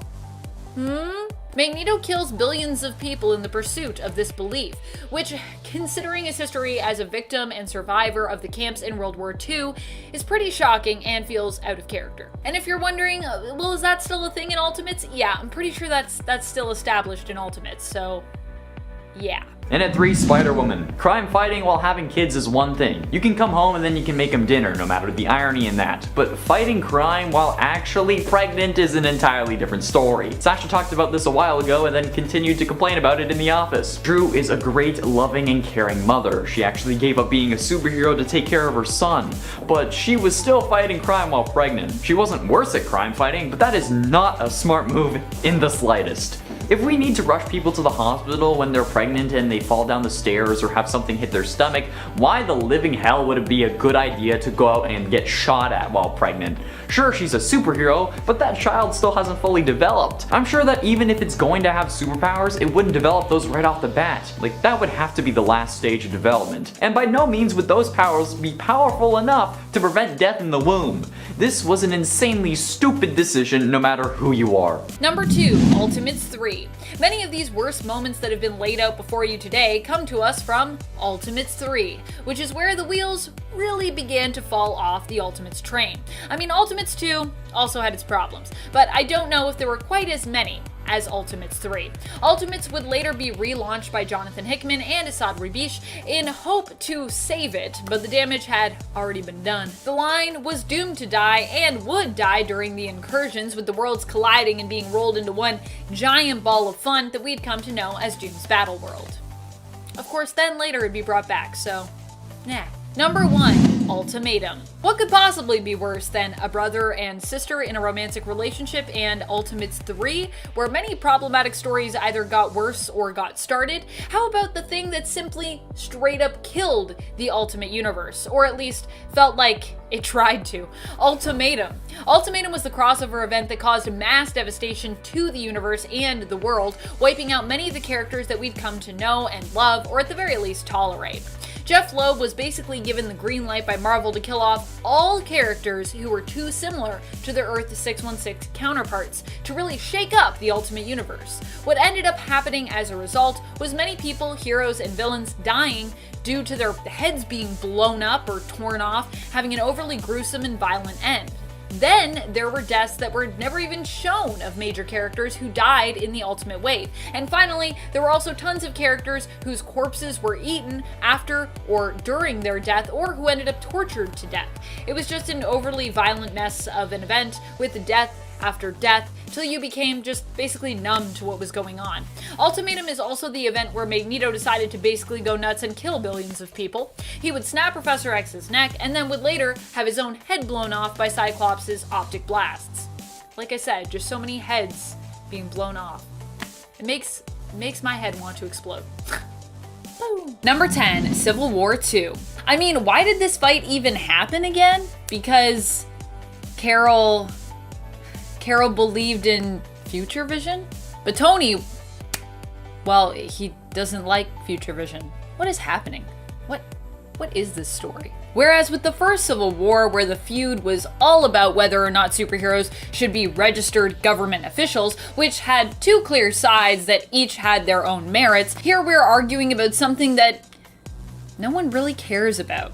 Well, except for Carol and Tony, that is, I guess. Captain Marvel believed in the Inhuman Ulysses' visions, and believed that they could actually be used, like in Minority Report, to prevent crime and destruction from happening before it took place. However, Iron Man argued that trusting these visions was dangerous, as it was possible that they were not guaranteed to happen. Overall, a lot of people got hurt, some even died, but we never really resolved the issue. The main takeaway was that Iron Man had been experimenting on himself and was now kind of part tech, and that Carol became a huge jerk. Thanks, Civil War II. Number 9, Clone Saga. There are a lot of things that I love about the Clone Saga, like all of the fantastic spider clones, but there are also some things that really bother me about it. Like the fact that readers potentially believed they were reading a Spider-Man Peter Parker story, only to later find out, dun dun dun, that it was actually a clone. What? I mean, you might have been one of the few people being like, no, I don't believe any of this. That's actually Peter Parker. This other Ben Reilly character, he's the clone, but yeah. The whole bait and switch here is the thing that just really gets me. That and the fact that there were so many insane tie-ins which make the Clone Saga confusing to read and follow up with, even in retrospect throughout issues. Never mind if you happen to be collecting the issues across all the series at the time of that event. Even the modern day recollections of Clone Saga are a mess. Number 8, Spider-Man's domestic dispute. So, this wasn't so much a dispute, I guess, as an accident, but it still seems weird to me that other characters have their lives completely destroyed because of something like this, and yet for Spider-Man, we never really held him accountable or really talked about it. It's like a weird double standard because I guess of how popular Peter Parker is. During the Clone Saga, there was a moment where Spider-Man accidentally hit Mary Jane without knowing that she was kind of like right by him. Except that Peter is insanely strong, sent her flying, and well, she was also pregnant at the time. I know Peter felt awful about this, but it's a little strange that not many other fans seem to echo Spider-Man's own disappointment in himself there, especially considering that Hank Pym once hit Janet and as a result was basically condemned and ostracized by the superhero community. And, you know, I'm sure that Hank also didn't feel good about hitting Janet after either. So it's weird that we're all like, that was bad, but this is like, so strange. Number 7, Capitol Hill. A lot of people give Iron Man 2 a hard time, and while sure it's not the best superhero sequel, it had its moments, it had fun moments. A great moment when it comes to character development for Tony was when he was called to testify before the United States Senate Armed Services Committee. So Senator Stern demanded that Stark handed over his armor tech for military use. Tony then responds in a powerful way. He says that his suit and him are the same concept, and to give it over would be to turn himself over, which is not gonna happen. He is Iron Man. Plus, this is the same scene where we're introduced to Don Cheadle as the new roadie. It's a pretty big Marvel moment that takes place on Capitol Hill, except Capital is spelled incorrectly. I mean, hey, the YouTubers were probably too excited to upload the footage, and spelling mistakes happen all the time, even in a $200 million movie. Mistakes still happen. Number 6, no consequences for Iron Man. There was a time in the comics when Iron Man was a very bad dude. I mean, there's been a few times actually when he's been a really bad dude, but what I'm talking about here is following the events of Axis. When after being accidentally turned evil, Tony Stark worked hard to make sure his alignment was not reversed. He managed to stay as one of the few permanently flipped characters and did a lot of very bad things afterwards as a result, but tried to initially play it off like he was actually the good Tony. But he wasn't. In the end, Tony would be forced to wipe his mind to protect secrets from Norman Osborn, who was put in charge after S.H.I.E.L.D. had disbanded. Tony would be able to recover from this catatonic state through recovering an older backup of his mind, one that fortunately didn't come with, you know, any of the knowledge of his evil deeds, because it was like from before, which meant no consequences for Tony, no guilty conscience, and even readers couldn't blame him for his actions back then because technically this was, in essence, good old Tony again. This wasn't like evil Tony. There was none of that in his mind. Not fair. Just because we love Iron Man in the MCU doesn't mean that Tony gets off the hook. Number 5, the leader. Another huge villain teased in the MCU, but you may have forgotten about this one. Samuel Stearns, played by Tim Blake Nelson, was teased to become the villain at the end of that Incredible Hulk film. He got his hands on some of Bruce Gamma radiated blood, and when it was injected, his head started to become bigger. So what was this all about? Where was this going? Why was his head growing and looking weird? So Sam made his first debut in Tales to Astonish issue 62. He was working one night at a chemical research plant, and when he was moving canisters of waste material, one of the containers broke open and covered him in gamma radiation. He went from being smart to becoming a super genius. His brain could absorb more and more information. It got to a point where his physical body, of course, started to mutate. So now he has this giant green brain head. And he started to refer to himself as the leader, using his intellect to become a criminal mastermind. He clashed with Banner numerous times in comics. In fact, he actually ruined Betty and Bruce's wedding at one point. The Red Leader also joined the Thunderbolts in Volume 2, Issue 6. So maybe he'll return when those guys finally come together on the big screen. I mean, it looks like it's happening right now with Zemo and Ross at the end of Falcon and the Winter Soldier. So maybe he's coming back. But as of right now, who knows? Number 4, Peter and MJ's marriage. So many retcons, so little time. A big plot point and retcon that I'm still waiting to be undone is the abolishment of Spider-Man and Mary Jane's marriage. I mean, I personally don't know if the two would actually still be together today if their marriage had never been undone. It was always kind of rocky, and there were a lot of times that it felt like both partners could not meet the other's needs, which tended to cause, well, a lot of colossal problems there. But MJ and Peter do really see each other, I think, and often because of this, because they both understand one another so well, they would more often than not manage to work through their problems together and make it out on the other side. But we never got a chance to see how the marriage played out because in One More Day, their marriage was taken hostage by Mephisto. This is also just such a weird story. You know how I know? From trying to explain it to friends who don't read comics. That is a great way to test out how weird a story is. If you explain it to someone who doesn't read comics and they just like can't process it, there's something wrong with that story. That's what I like to think. Like the Source Wall in DC. Try explaining that to people. I'm not knocking it, I'm just saying it's very out there. Number 3, Cap's shield. Peter Parker is quite brilliant, so when he calls out Cap's shield and says that it doesn't obey the laws of physics at all, the kid's probably onto something. In the first Captain America, Peggy describes the properties of the vibranium shield. It's completely vibration absorbent. This is proven when Peggy then shoots at the shield numerous times and the bullets just fall to the ground, while the shield remains intact. Lovely, what a lovely piece of weaponry. And then in Captain America, the Winter Soldier, the shield reflects the bullets back at the enemies. Both great scenes, but confusing logic for the shield. But perhaps one of the most confusing moments is in Avengers Endgame, where Thanos has just ripped Cap's shield to pieces with his sword. It was a big, oh my god moment because we were told up until this point that the shield was basically unbreakable. This made us really look at Thanos and get afraid. We're like, oh, he just ripped apart his shield. Cap's for sure gonna die, he's done. But then once the Avengers reunite in a quick overhead shot, we can see Cap's shield in the background, and it looks to be in much better shape than moments earlier. This act was probably a nightmare to film and edit, so we're gonna forgive them when it comes to this shot. But Strange still having the Eye of Agamotto, that one we could talk about a little bit. Number 2, Scarlet Witch and Quicksilver are not mutants. One of the worst things that has ever happened to the 616 universe, in my humble opinion, is the retcon of Scarlet Witch and Quicksilver. No, I'm still not over it. I'm never gonna be over it. It needs to be fixed. Honestly, I enjoy silly retcons from time to time. The idea of retconning something as a plot device when needed, and especially when actually deployed to clean stuff up, does not bother me. However, this is something you need to be careful with, as retconning something like this, it can have repercussions that could extend beyond that one singular change. In the case of Wanda and Pietro, it made so much of their family history feel like empty and meaningless now in retrospect. There are stories that you'd go back to, like Vision and Wanda's miniseries together when Magneto shows up to pay the newlyweds a visit, that completely loses emotional weight. House of M is another storyline that gets emotionally derailed by this retcon. And then of course, there are the plot holes that this retcon created, like Wanda working with Hope Summers to get rid of the Phoenix Force. With this retcon in play being that Hope is typically known for taking on other mutant-based powers and abilities, her boosting Wanda's power, it doesn't really make sense if Wanda isn't a mutant.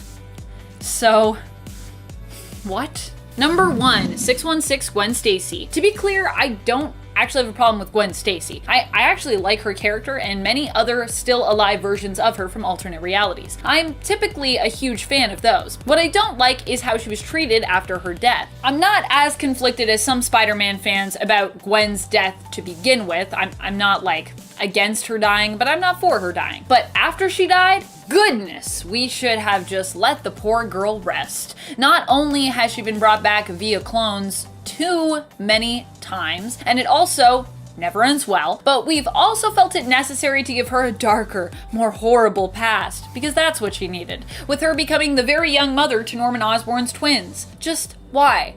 Why? Just let Gwen Stacy rest in peace, I say. Let her rest in peace.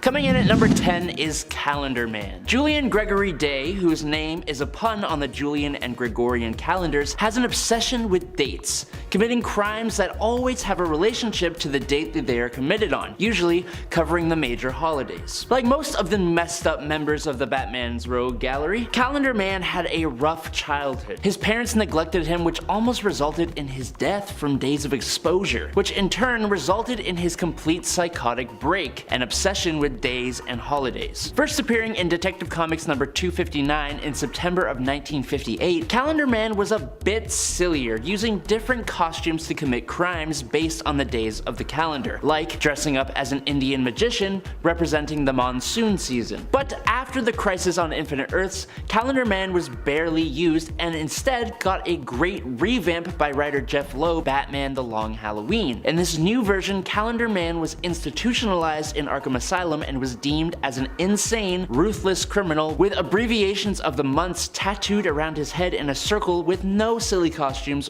or ridiculous crimes. Number 9. Joker's Daughter. Honestly, did not even know this character existed, which just shows how much I don't know about Batman's villains. Duella Dent is all over the place, psychologically I mean. She started as the villain who refers to herself as Joker's daughter, even though she is absolutely not his daughter. As you can tell, she has an unhealthy obsession with the clown, which has been a thing since she debuted in Batman Family number 6 in 1976. She has also claimed to be the daughter of Catwoman, Scarecrow, Riddler, and Penguin. She deduced Robin's identity, and he in turn revealed that she was Duella Dent, and that it was believed that she was actually Two-Face's daughter, which also isn't true, as she is actually from Earth 3 and her father was Jokester, with her mother being Evelyn Dent, Earth 3's Three-Face. Despite not being Joker's child, Duella proves herself worthy of the title. She uses equipment that is very similar to the Joker's usual flair, and more recently she has been rewritten as almost completely bonkers, which is especially evident after the Clown Prince's seeming demise. Also, before 2011, she was on the Teen Titans as Harlequin for a while. Number 8 is Cornelius Stirk. Cornelius Stirk is one of those villains that you don't hear much about, but is one of the more gruesome and terrifying members of Batman's rogue gallery. Stirk suffers from delusions which make him believe that he requires the nutrients of a human heart in order to stay alive, and not just any heart. Specifically, Cornelius believes that the heart is the most nutritious when it is full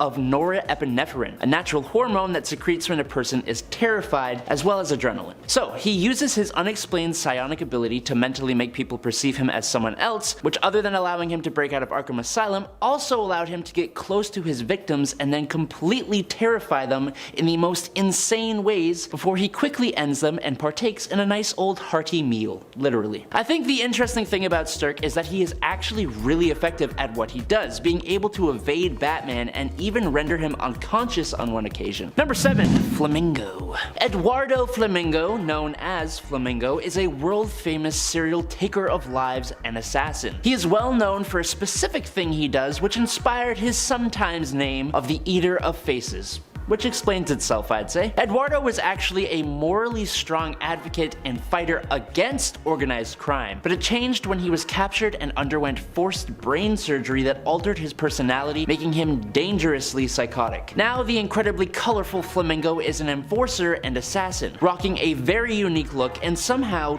totally making a pink motorcycle not look silly. He has a dark, unfeeling personality and is an expert marksman, which makes up for his lack of powers and makes him a pretty dangerous threat for Batman. He has even temporarily paralyzed Damian Wayne, so think twice before you judge. He'll chew your face off, man. Batman's obscure villains usually happen to be a bit more serious and psychotic, but a lot of obscure villains can be completely ridiculous and silly, which makes me wonder, what are some of the silliest and wackiest, commonly unknown villains that you guys love? Let me know in the comments and I'll get on with this video. Number 6.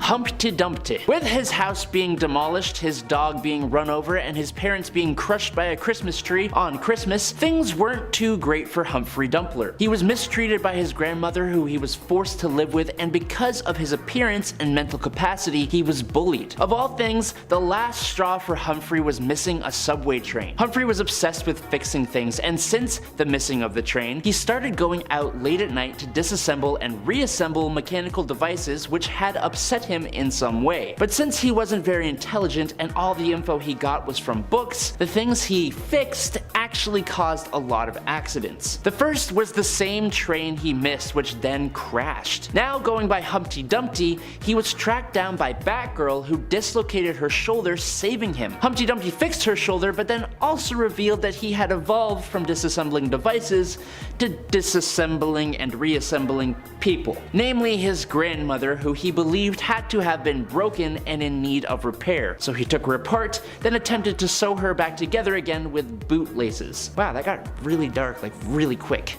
Kind of uncomfy. Number 5. Maxi Zeus. I had a really cool history professor in high school who specifically taught classics, which is Greek and Roman history. Super cool guy, but I'm just imagining him becoming a Gotham crime lord. He was an awesome person, so I just can't see it, but luckily in DC Comics we have Maxi Zeus, a former history teacher. Following the loss of his wife, Maxi Zeus started to suffer from delusions that he was the actual human reincarnation of the god Zeus. Using his genius level intellect, he became a Gotham City crime lord, establishing himself and his group of followers. I mean cultists, I mean mobsters, I don't really know. He had a short-lived battle against Batman and he has been pretty much locked up at Arkham ever since, occasionally breaking out. Most recently though, his randomly super strong and ripped body was used to revive Deacon Blackfire, but this didn't last very long, so it doesn't really matter. Number 4. Colonel Sulphur. This Denny O'Neil created villain from the 70s is an espionage expert with a weaponized artificial hand, a tool he has used to commit very espionage type crimes. He's very Bond villainy if we're being honest. Colonel Sulphur has a strange sunlight fixation though, meaning he only allows himself to act on his violent urges in the quote, morning's earliest minutes, which is one hell of a specific yet very obscure time frame for criminal activity. He did actually prove to be a bit more of a threat when he joined the Army of Crime. When the Army of Crime's activities were challenged by Batman and Superman, Sulphur used an alien weapon to trap Superman and Batman in a timeless dimension. Sulphur then used stolen weapons to take over Gotham City, but as you may suspect, he was soon stopped by Batman and Superman, who had escaped from the timeless dimension. These things happen. Sorry, dude. Number 3. Lord Deathman. The Japanese crime boss known as Lord Deathman has battled Batman both in American comics and in Japanese manga, using his powers to seemingly overcome death itself, able to rise from the grave no matter what his injury is. In his first appearance in Batman number 180 in May 1966, he passed away 3 times using a yogi technique to appear dead before the final conflict, which saw him get struck by lightning and actually pass away. But since then, he has actually gained the real power to come back from the dead, but at the cost of having a bare bones skull for a head. His regenerative abilities are so powerful that his blood is used to create the infamous Lazarus pits that Ra's al Ghul uses to stay young and immortal. One of the first ways Batman defeated Lord Death with his new powers is honestly a little out of character for the Crusader. He threw Lord Deathman off a building into the path of an armored car, which took the criminal down just long enough for Catwoman to lock him in a safe, and then he was shot into space.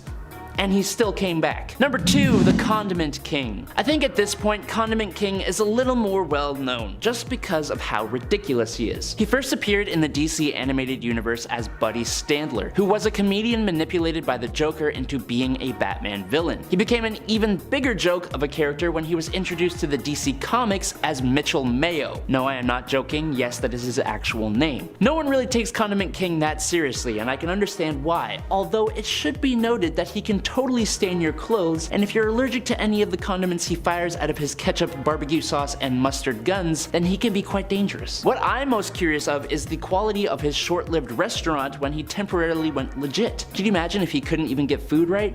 That would just suck. Number 1, Johnny Karaoke. I actually couldn't find a page for Johnny Karaoke on the DC Wiki, so that should tell you just how obscure this guy actually is. Johnny Karaoke is a Yakuza loan shark who has the odd knack of singing into his microphone as he is committing his crimes. A microphone whose stand doubles as a sword that he will pull out on you when you let your guard down from laughing at him. On top of his odd singing career, Johnny leads a little gang known as the Geisha Girls. That's spelled Grrrls, like girls.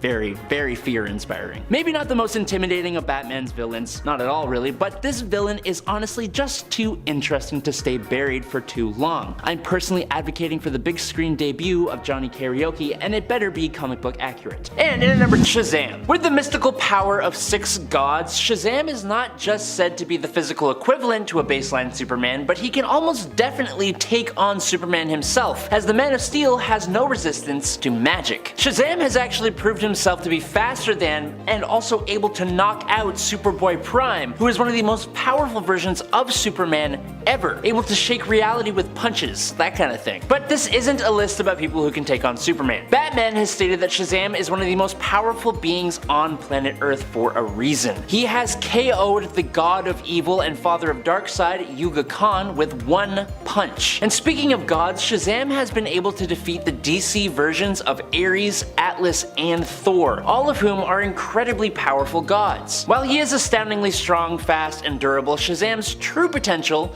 I think, comes from his natural affinity for magic, which can potentially allow him to do almost anything, which I know to be true because of another magic-wielding leaguer. In at number 9 is Superman. We are kicking off this list with what everyone would expect to see, because it's just not interesting to have him any lower. That's my reasoning and I'm sticking to it. Superman is the baseline. He is what we compare almost all other DC superheroes to when we are talking about power. Superman at his base level can destroy planets, tank hits from just about anyone including Darkseid himself, and he has a whole plethora of abilities that some are even forgotten when writers use Superman in a story. But the thing about Superman is that he almost has no upper limit. If this guy wants to, he will fly into not only our sun, but multiple suns throughout the universe to drink up their radiation in order to gain a massive power boost. He's been able to break the barrier between dimensions, and in some stories he has existed until the very end of the universe, splitting himself into multiples so that he can be a hero for the entirety of that universe, although that wasn't technically canon. The point is, while he is arguably without equal because of the fact that he has no real limit, there are a few members of the League who could give him a run for his money. Number 8,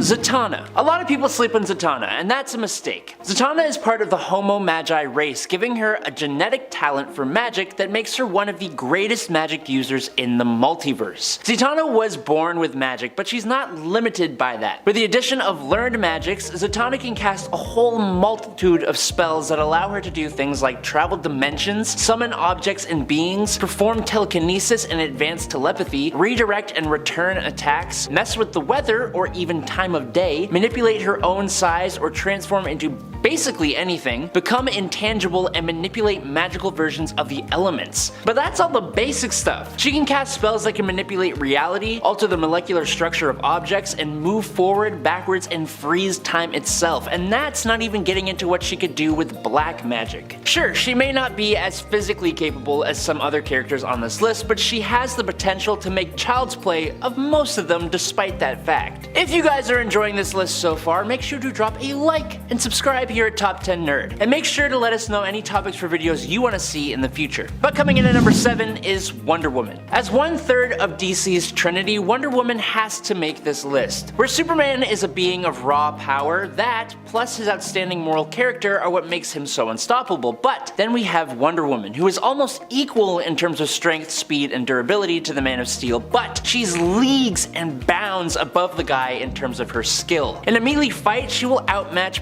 pretty much anyone, and she will be quicker than almost anyone, including Superman, because she doesn't even need to think when fighting. She's just a natural. I don't think we can actually show it, but my favorite Wonder Woman panel, which I think comes from Injustice, is literally her snapping Superman's arm using her elbow while he screams in pain, and Harley Quinn is in the background like rooting her on. It's fantastic. But even in regular continuity, she's been able to last a hot minute against a mind-controlled Superman who was not holding back, and she could have even taken him down if she wanted to. And then we talk about Death Metal, where Wonder Woman got powered up to the point she was taking on beings of cosmic levels of power using a magical chainsaw. Then she went on to Valhalla, of all places, but even managed to get out of there and come back to Earth. And that's the other thing. Wonder Woman has access to not only magical artifacts, but she was gifted with magical abilities by the goddess Hecate, or however you pronounce that. And those powers were leagues above Zatanna's own magical prowess. And we've already talked about how powerful magic can be. There isn't much on Earth that can really stand against Wonder Woman. And at number 6 though is Green Lantern. I think a lot of the time Green Lantern is just thought of as the guy who can make breakable green light constructs, but that is just a huge oversimplification. To prove my point, all we gotta do is look at some of the things done by the most powerful Green Lantern, Hal Jordan. Hal is essentially pure willpower, which is what powers his Green Lantern ring. This means he has incredibly intense levels of strength and durability, but anything he does with his ring is just better than any other lantern. And that's before he even forged his own ring, which no other Green Lantern has ever done. Hal has such control over his ring that he has been able to pull a spaceship out of the gravitational pull of a star, but he has also used the ring to attack nanites inside his own bloodstream. He can destroy entire planets, one-shot KO Superman, hit people so hard that it warps reality, and then as most people know, he destroyed every single member of the Green Lantern Corps. Now after creating his ring, he was even more powerful than that. He literally started to become a being composed of will, which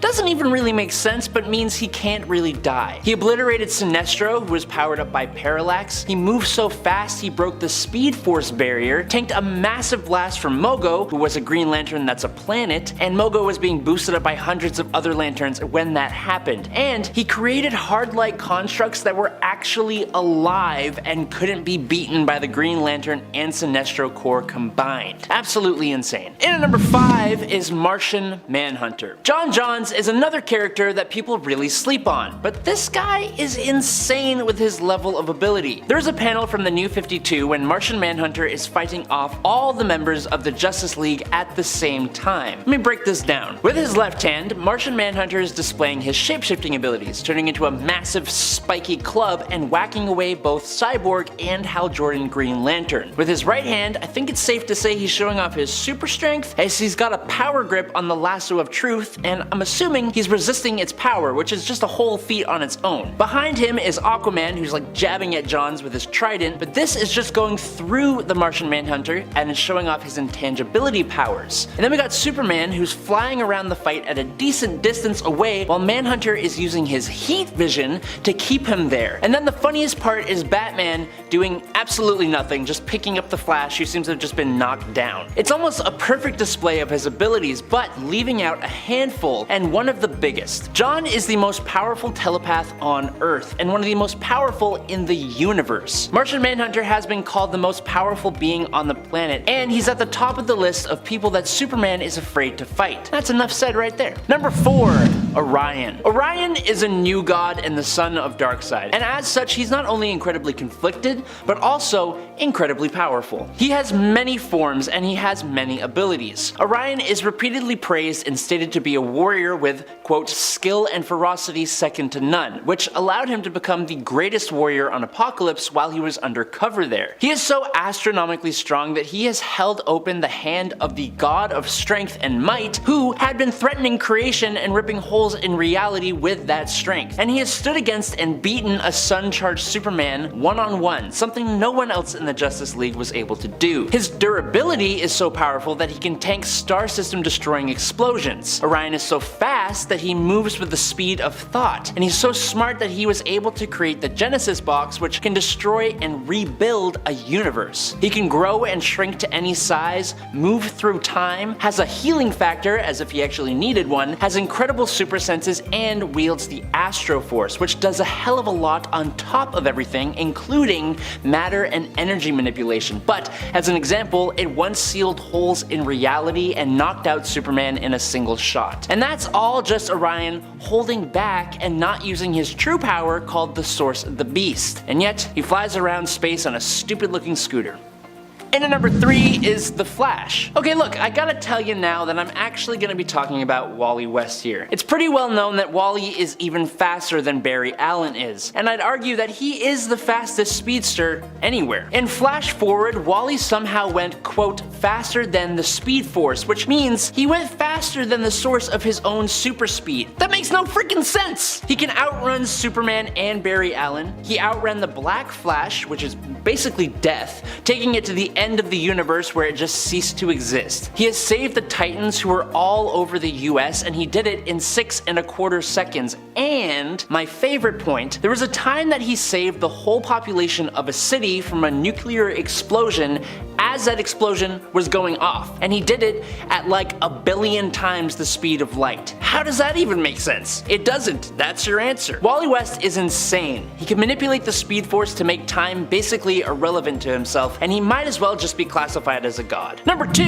Firestorm. Where do we start with Firestorm? The main version of the character is Ronnie Raymond, who was fused with his professor Martin Stein. But there are a lot of other versions of Firestorm, a lot of whom are either one person or different fusions of people. It's annoyingly complex. The character, as you might guess, has pyrokinetic abilities plus durability, flight, reflexes, and super strength, but the character's main thing is that they can rearrange the molecules of matter. Now this ability is obviously incredibly OP, and it would simply take one story to make him completely god level, but for the most part, writers kind of misuse him. Potentially, this character could transform entire planets into whatever he wanted. With his powers, Firestorm's done some pretty godlike things. For example, Firestorm manifested a pink bunny mascot suit out of thin air around the villain's Skull Crusher. He's turned explosives into a jack-in-the-box and a cement truck into a giant teddy bear. It's hilarious, but like low-key, absolutely insane. On a way less hilarious note though, he also turned a girl into salt when he was resurrected as Deathstorm, and in Doomsday Clock, Firestorm accidentally turned a crowd of Russian protesters into glass. But outside of matter manipulation, Firestorm has had some impressive feats, like surviving the nuclear meltdown that originally created the hero and absorbing all the excess radiation, and then another time, Firestorm survived a straight-on nuclear explosion. An alternate version of the character called Deathstorm was able to absorb and capture 3 different Justice League teams into its Firestorm matrix, allowing the crime syndicate to take over Earth for a period of time. And in Infinite Crisis, Firestorm was able to seal a multiversal rift. Now in case you haven't noticed, we have kind of moved away from physically unstoppable characters to characters that are just pure science fiction gods. And at number 1 is Captain Atom. Nathaniel Atom was transformed into Captain Atom in the 60s after being semi-forced to participate in a potentially fatal experiment, piloting a device encased in an alien metal. Now the experiment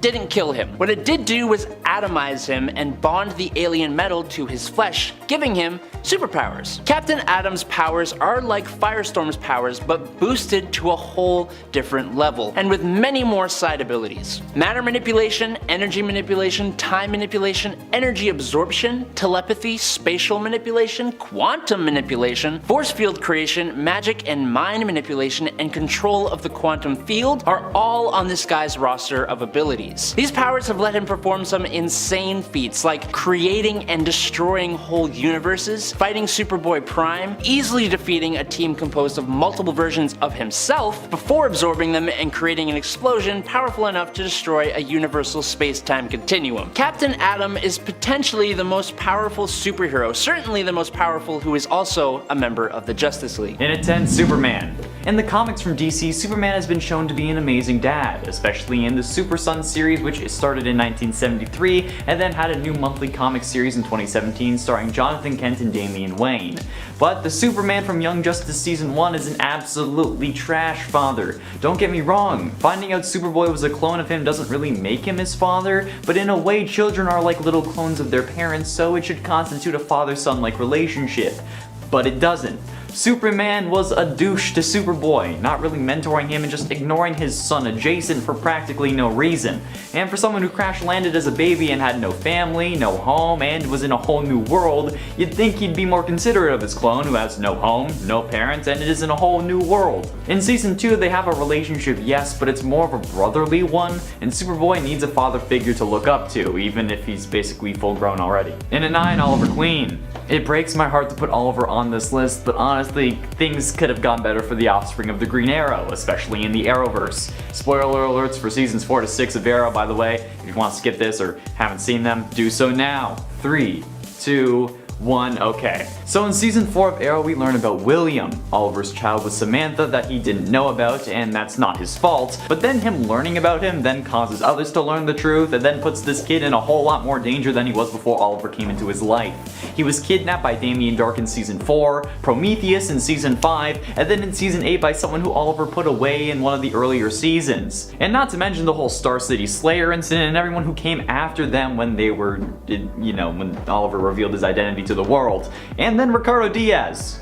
Man, this kid's been through a lot. But William turned out okay. Mia, on the other hand, is the one who's mad at Oliver and shows it in season 8. She hates Oliver for sacrificing his life instead of staying with her and her mom, and I can understand why. He traded his life for Barry and Kara even though Barry wasn't gonna die because the newspaper said he'd vanish in Crisis, but no one cares about continuity. But I mean, he did redeem himself after spending time with her and then rebooting the universe to make her life better. She's a socialite now and she's rich. Why didn't he do that for me? But things didn't start off great for either child, so yeah, sorry Oliver. In at 8, Goku. Goku may not be what we typically picture when we think of a superhero, but he has superpowers and he is a hero, so it counts. And while his power level may be over 9,000, his parent level certainly isn't. Goku is a warrior and thus respects fighting and the ability to do such. And he raised Gohan and Goten to share this mindset, and we can see that. And that's only for the time he was with them. For most of their lives, Goku was dead, and he only showed up to train Gohan to fight a maniacal android and then stopped fighting alongside him to see if Gohan was strong enough. And then he hardly spent any time with Goten after he was no longer dead. Like, what the hell, man? You were dead. You get to see your children. You spend time with them. Oliver even did that. Number 7, The Rhino. The Amazing Spider-Man 2.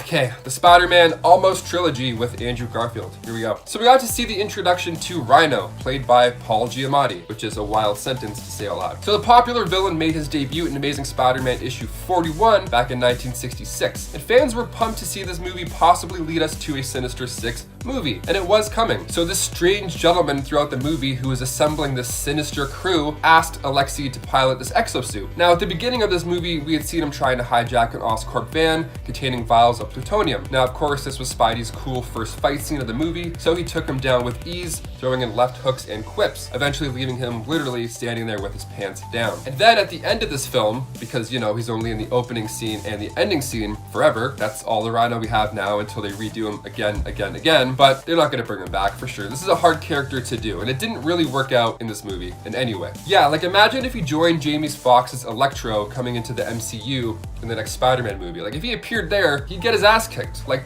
Mark 1 could take this guy. Now I understand you need to make it again more realistic for a live action movie, but this just wasn't it. And at 6, Reed Richards. The pregnancy of Sue Storm was difficult to say the least, and so are the ones that followed. But after the birth of his son Franklin, things got real dicey, with Franklin being the most powerful creature or mutant or being to grace the Marvel Universe. His full powers got unleashed, but this causes the world to be in severe danger, and instead of something like, I don't know, sending the mutant child to Professor Xavier or something, Reed puts his child in a coma. I know that he had to do this to save the world, but come on, there had to have been something else he could have done.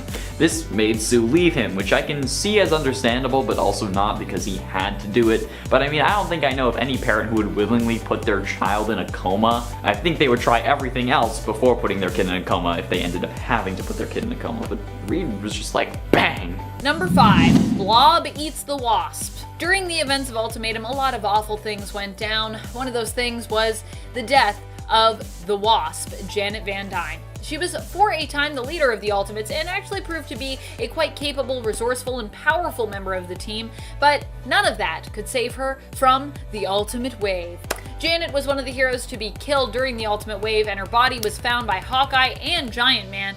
The worst part wasn't even that she died, but instead was the aftermath of that. Hawkeye and Giant Man found the Wasp's corpse, which was being violently torn apart and eaten by the Brotherhood member, the Blob. Ew. Why?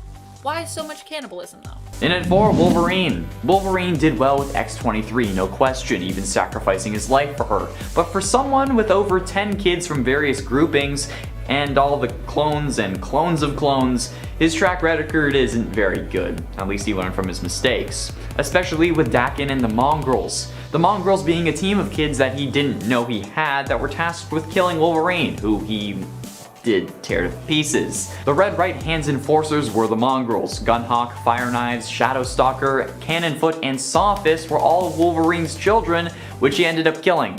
He didn't know, but come on, that's still not gonna get him Dad of the Year awards. And he did drown Dakin in order to save lives, but I don't know anyone who would kill their kid even if it meant saving people. I mean, sure, they're superheroes, but if this was real life, they wouldn't be doing it. Oh, and after the whole Mongrels incident, Red Right Hand offed himself to prevent Wolverine from getting revenge. Yikes. Number 3, Venom, Spider-Man 3. The Tobey Maguire Spider-Man movies have a special place in my soul, in my heart. They're a big part of my childhood. I remember seeing Spider-Man 2 in theaters, and I remember having the best time. It rocked my world. And then the third one came out. So we got to see Venom come to life in the form of Topher Grace. This movie also just had a villain problem to begin with, not necessarily just Venom. We got a new Goblin, Harry Osborn, Flint Marko as the Sandman, and Eddie Brock as Venom. On paper, this sounds like a great Spider-Man sequel. Sounds like a lot of fun, but it wasn't.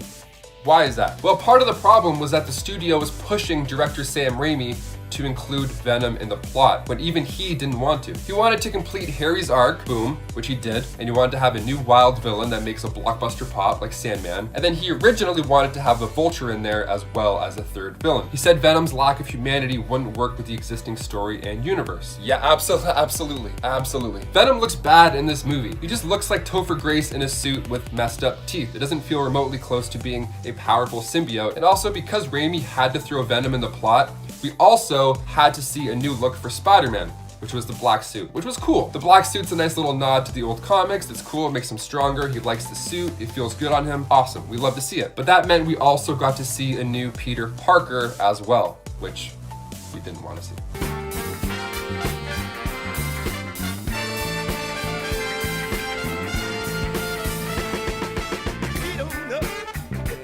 So including Venom was a fail for a good amount of reasons in this movie, not just the look. I like being bad. It makes me happy. And at 2, Mystique. Mystique has had several children, so much so that we were actually able to make a whole list of them. If you want to see the top 10 children of Mystique video, check it out, should be up in the top right corner, hopefully, I don't know. But let's go over some of the highlights of Mystique's wonderful parenting. Graydon Creed, the child of Mystique and Sabretooth, who she gives up for adoption shortly after his birth. Graydon then ends up hating all mutants because of this. Then we have Nightcrawler, the son of Mystique and Azazel, who she saves from being killed by a mob who considered him a demon, and then abandons him, even though he would still be in danger. On Earth 797, Mystique's daughter was dead. In Exiles, we see this grave after this version of Mystique comes to see Destiny's grave. How about Earth 13729's Charles Xavier II, who was born while Mystique was pretending to be Moira McTaggart? Or that same Earth's Ray's Darkholme, the son of Mystique and Wolverine, who wanted to kill both his parents. Mystique doesn't have a great track record, and this is consistent over multiple Earths and or dimensions or realities, whatever you want to call it. Finally, in at number 1, the Comedian. The Comedian is a hero hailing from the Watchmen universe, and oh boy is this guy a piece of work. I don't consider him to be a hero just because of this story. Knowing this makes me hate the character, as this is one of the most hated things to me personally. First of all, this child was the result of the comedian forcing his then wife to have intimate relations. He's also an absentee father, since the mother refuses to let him see their kid, which is understandable given how she was conceived. But even when he does manage to see her, be it at an event or something, he ends up hitting on her. He may not know that it's her, but that's still messed up. And especially the whole she was conceived because of assault. Let's say that to get around the censors. Number 10, Gamora's origins. Gamora is a character whose past is a little confusing in the MCU, and now with her sort of back with the Guardians of the Galaxy post-Endgame, I'm pretty sure it's about to get a little more weird. In the first Guardians movie, Gamora explains her childhood. It's brutal. She says that when Thanos took over her homeworld, he actually killed her parents in front of her, and then he tortured her and then turned her into a weapon. Even John C. Reilly, the Nova Corpsman, was like, yeah, Gamora is the last of her species. But come Infinity War, the flashback is much different than we thought. We see her childhood and we see her get taken by Thanos, but half the population survived, because by the time we get to Infinity War, that's his clear motive, wiping out half the planet's life. Now the children born then have known nothing but full bellies and clear skies. Apparently, it's a paradise. So her origins are still a little confusing. Does she have anyone left? So are they alive and hanging out by the beach sipping cocktails, or is she really the only last of them?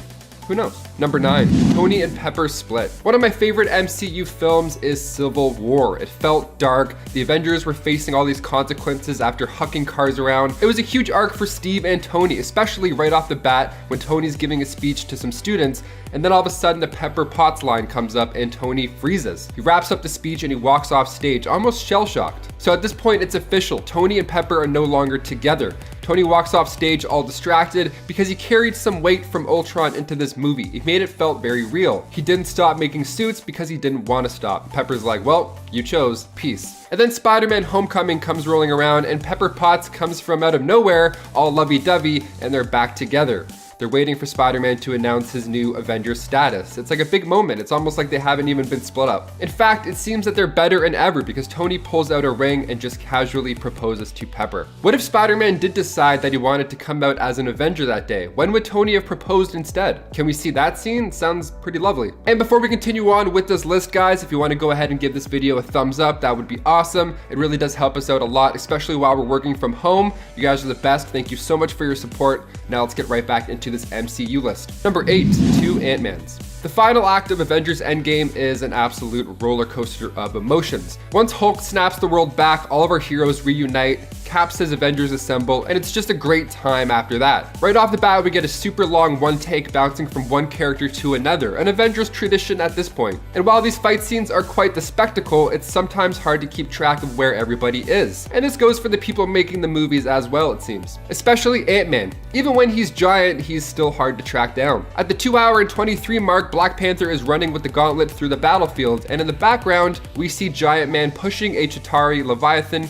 back through a portal. Pretty awesome. Only a minute earlier though, we just saw Scott Lang in normal size hot-wiring the quantum tunnel van, a process that would have taken him 10 minutes to do so, says Scott. There's been a theory that maybe it was Lewis and he came back and then took a suit and then got giant and helped out, but I think that's just fans trying to cover up Marvel's blunder here. It's a massive scene. I mean, I didn't notice it the first few times I watched it, so hey, keep it up, you're fooling us. Number 7, The Mandarin. Shang-Chi and the Legend of the Ten Rings is directed by Destin Daniel Cretton and screenplay written by David Callahan. It stars Simu Liu, who you recognize from CBC's Kim Convenience, as Marvel's first Asian superhero. Now, everything in that first trailer looks amazing. The fight choreography, so good.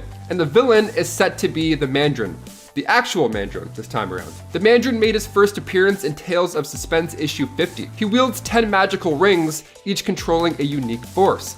Now, the 10 rings aren't just physical items as well. No, it's the name of the evil organization that was working alongside Obadiah Stane back in Iron Man 1. They were the ones who actually held Stark captive in that cave. You can actually see their logo in the background, and you briefly see it again in Ant-Man as well, in the form of a neck tattoo. So they're still in the MCU, it's still a thing. So while we're super excited about the real Mandarin villain coming to life, we sadly have to reflect on the waste that was Ben Kingsley in Iron Man 3, when he played the Mandarin, well, the fake Mandarin.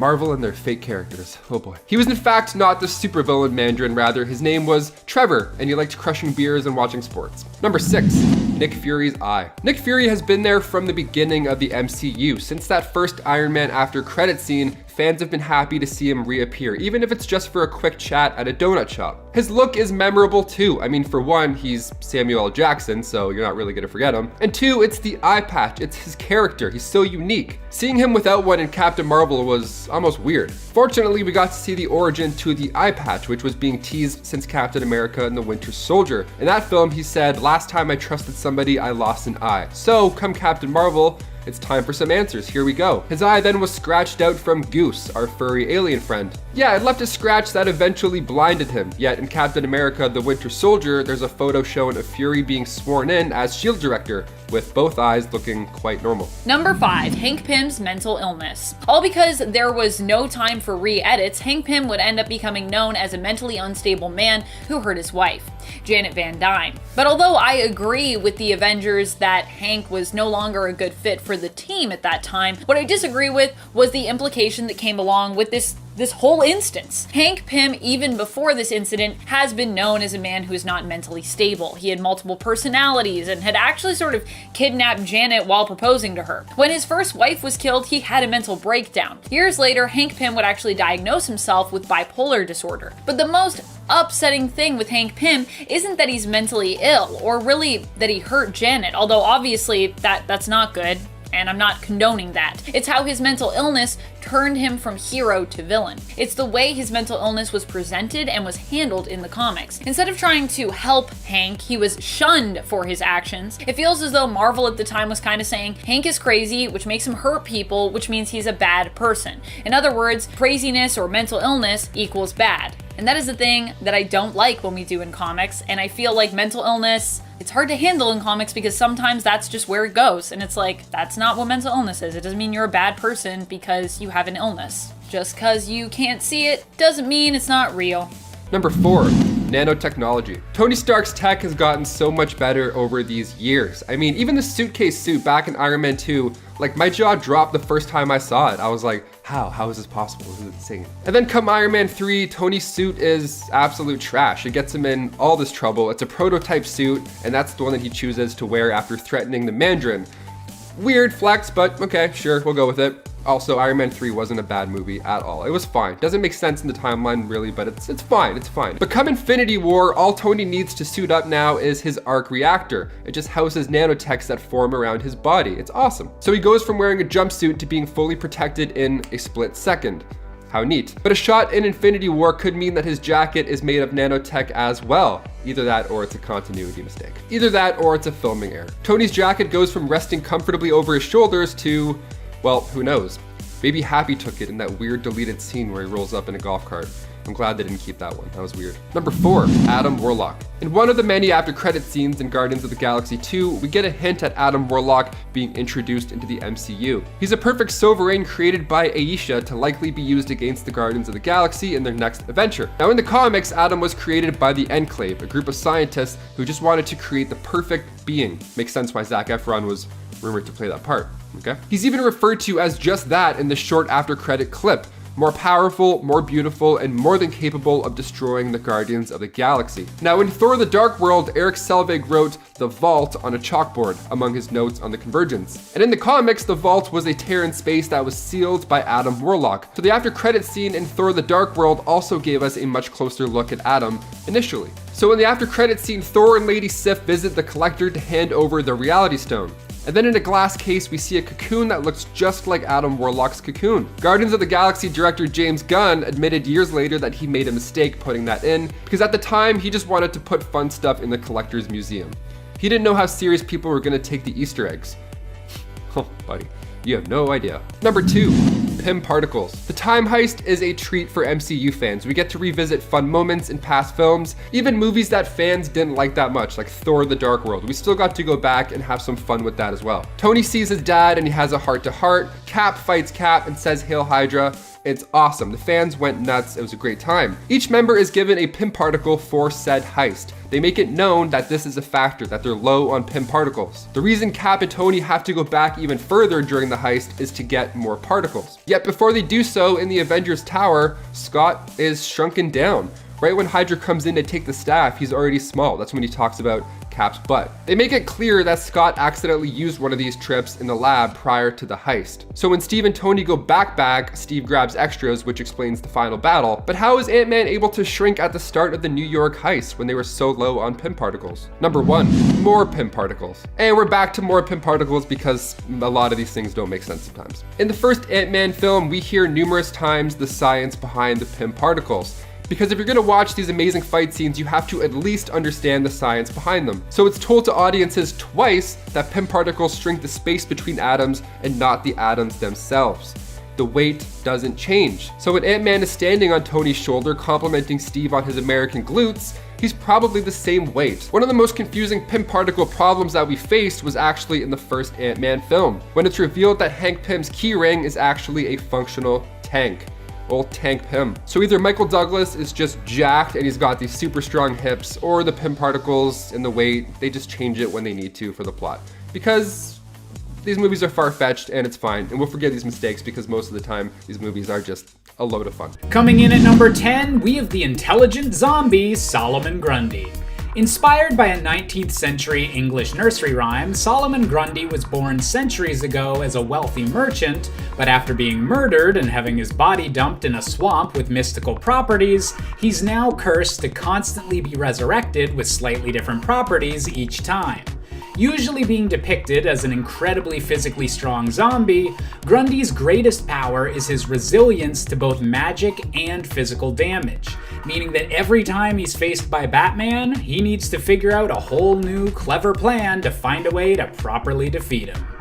Coming in at number 9, we've got to go with Clayface. When you're facing off against the world's greatest detective, being able to disguise yourself as anyone seems like a pretty useful skill to have. This alone would make Clayface a difficult foe for Batman to overcome, but combine that with the huge amounts of physical strength that Clayface possesses when he changes into his more monstrous Hulk-like form, and you have a rare mix of stealth and strength that keeps Bruce Wayne on his toes. This ability to manipulate others through careful mimicry allows Clayface to be far more intelligent than he appears. And while his skill as an actor comes across as funny in depictions such as the Harley Quinn TV show, it can be quite deadly under more serious circumstances. Coming in at number 8, we've got to go with the bladed assassin, Deathstroke. While in recent years, Slade Wilson has become more well-known for tormenting the Teen Titans, Deathstroke has also had many run-ins with the Justice League and the Dark Knight himself.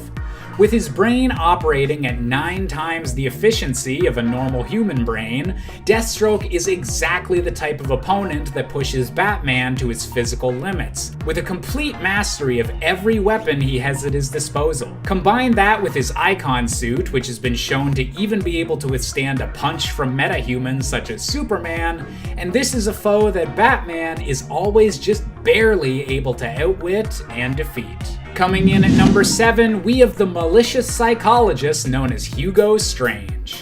One of Batman's oldest villains, originally debuting only a few issues after the Caped Crusader himself in Detective Comics, Professor Hugo Strange was also one of the very first villains to ever figure out his secret identity as Bruce Wayne. While initially depicted as a typical mad scientist stereotype, more recent interpretations of the character have seen him as a devious manipulator, using his position of power as a doctor of psychology to examine the criminals of Arkham Asylum and scheming to gain power throughout Gotham City. It's this emphasis on mental ability rather than actual superpowers that makes Hugo Strange such an interesting villain to deal with, and the fact that he's consistently been able to figure out Batman's biggest secret in multiple different universes means that Hugo Strange just might be one of Bruce Wayne's biggest threats. Coming in at number 6, we have Bane, the villain who broke the bat. A brilliant tactical warrior who was raised from childhood inside an island prison, Bane's most notable act was when he systematically eliminated Batman's support system and eventually faced and bested him in single combat, shattering Bruce Wayne's spine over his knee. This victory over the Dark Knight was only temporary, but has still given Bane an intimidating reputation that he more than lives up to, going on to become a supervillain crime boss and proving that Bane isn't just about pure physical strength, but that he's also a ruthless and brutal strategist as well, even willing to kill Alfred Pennyworth just to emotionally shatter Damian Wayne.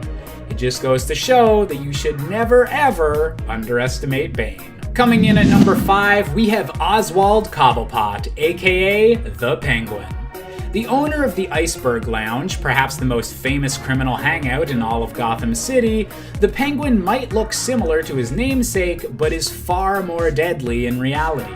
While an impressive crime lord even without any superhuman enhancements, the Penguin is made extra deadly by the special umbrella he carries, which is always stuffed to the brim with different lethal gadgets to help him fight against Batman or any other supervillain that seems interested in starting a turf war.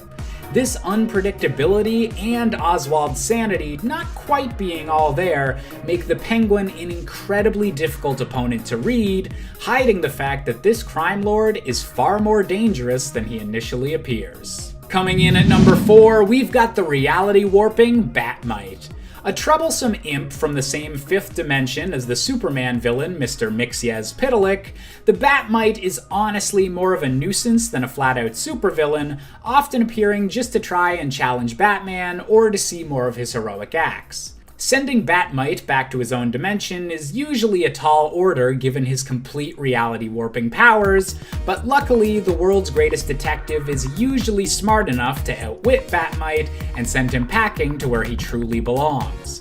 However, fifth-dimensional beings have nearly limitless power within our regular three-dimensional universe, meaning that Bat-Mite should probably have a close eye kept on him in the future. Coming in at number 3, we have Arthur Brown, aka the Clue Master.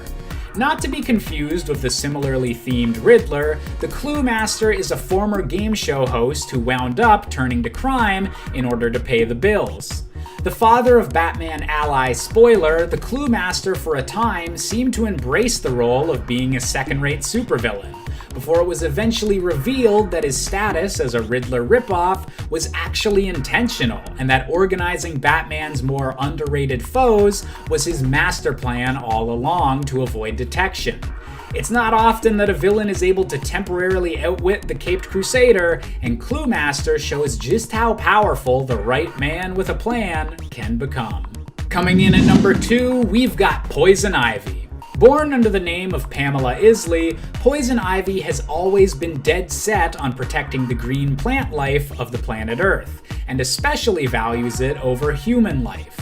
While well known for being able to control plants and utilizing poisonous kisses as a weapon, Ivy's powers may be beyond what she usually shows off. In a particularly noteworthy storyline, Poison Ivy was able to mind control essentially the entire human population of Earth through their consumption of fruits and vegetables. And while that's definitely some weird comic book logic as to how that would work, Batman was only barely able to defeat her by bringing her into contact with the one human being she cares about the most, Harley Quinn. And finally, coming in at our top spot, we have the Batman Who Laughs. In a dark alternate world where the Joker realizes he's dying and begins a mass killing spree of everyone in Gotham, Batman is forced to finally kill his iconic foe. Unfortunately, at the moment of death, Bruce Wayne is infected with a special brand of Joker venom that completely flips his moral compass, but leaves intact all of his intelligence and tactical planning. All of the chaos of the Joker with the brains of Batman, this supervillain is Bruce Wayne's worst nightmare come to life, and was able to become so powerful over the course of his war against the multiverse that he was only able to be defeated by a literal God mode powered Wonder Woman. And 10, boot face. Okay, this guy's origin is the reason I wanted to talk about him. This guy's origin was simply him getting kicked in the face by Batman, and that's it, I'm not even kidding. Boot face was a a thug working for Terminus. He got his name because of a boot imprint embedded into his face, which, like I said, is from Batman. Bootface first appeared in Batman and Robin Volume 2, number 10 from 2012, and honestly, it's one of the most interesting origins I've ever seen. And I mean this completely seriously. Everyone else has like a parent die, or was living in poverty, or was being abused. This dude just got kicked in the face and got so mad about it he became a supervillain. Even if he wasn't really like a good person beforehand. I mean, like, he was a thug and basically still is, but like still, just this time he has a ridiculous name to go with it. But hey, I still love it. And the man who is fueled by pure rage because he was permanently scarred by his attacker that ends up being a superhero, that's good enough for me. That's so funny. Bootface. And at 9, Mirror Man. Lloyd Ventures is a criminal who was detained in Gotham State Penitentiary. Using broken mirror shards, he distracts the guards long enough to escape from prison. Inspired by mirrors, I guess somehow, he becomes Mirror Man. Upon creating a machine that would enable him to see through objects, Mirror Man began targeting Batman so that he could find out his secret identity. He literally discovers Batman's identity as Bruce Wayne by using a X-ray mirror, which is freaking nuts. Like, what even is that? How is that a thing? Mirror Man actually gets sent to prison before he can reveal the identity though, but because they want conflict, of course, he manages to escape with a plan to reveal Bruce's identity to the world, only foiled when Alfred, dressed as Batman, interrupts a press conference that Bruce Wayne was hosting, instantly disproving the fact that Batman is Bruce Wayne, because you saw them both in the same room.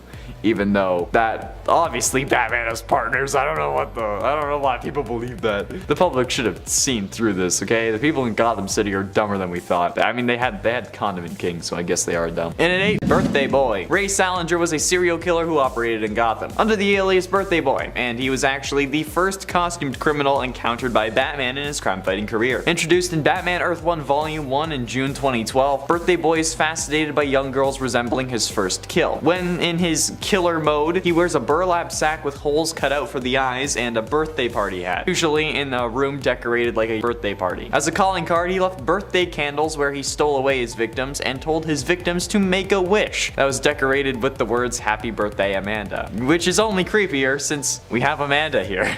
And I feel like this guy is a representation of all of her DMs. That's right, I'm calling all of you nerds out. I think the sickest part of this character though was when he first started the whole Birthday Boy thing. He had been hired by Mayor Oswald Cobblepot to eliminate various enemies. In return, he was given girls from the streets or enemies of the Penguin as a reward. And at 7, Professor Pig. Professor Pig originally debuted in the alternate reality story of Batman number 666, which I love. He also debuted as a corpse, which I love even more. However, he was introduced as a recurring character in 2009 in Batman and Robin number 1. In Batman Reborn, Laszlo Valentine was an extreme circus mob boss until something turned him into Professor Pig, leading him to begin funding his scientific experiments by selling narcotics to the criminal underworld. All in all, he's an extremely disturbing villain, and that makes me think about why people aren't afraid of pigs as much as they are clowns, because if you ask me, this guy is freaking horrifying, okay? Professor Pig, if you couldn't tell, actually wears a pig mask, along with a butcher's apron, and what at times appears to be some form of hastily thrown together surgical outfit,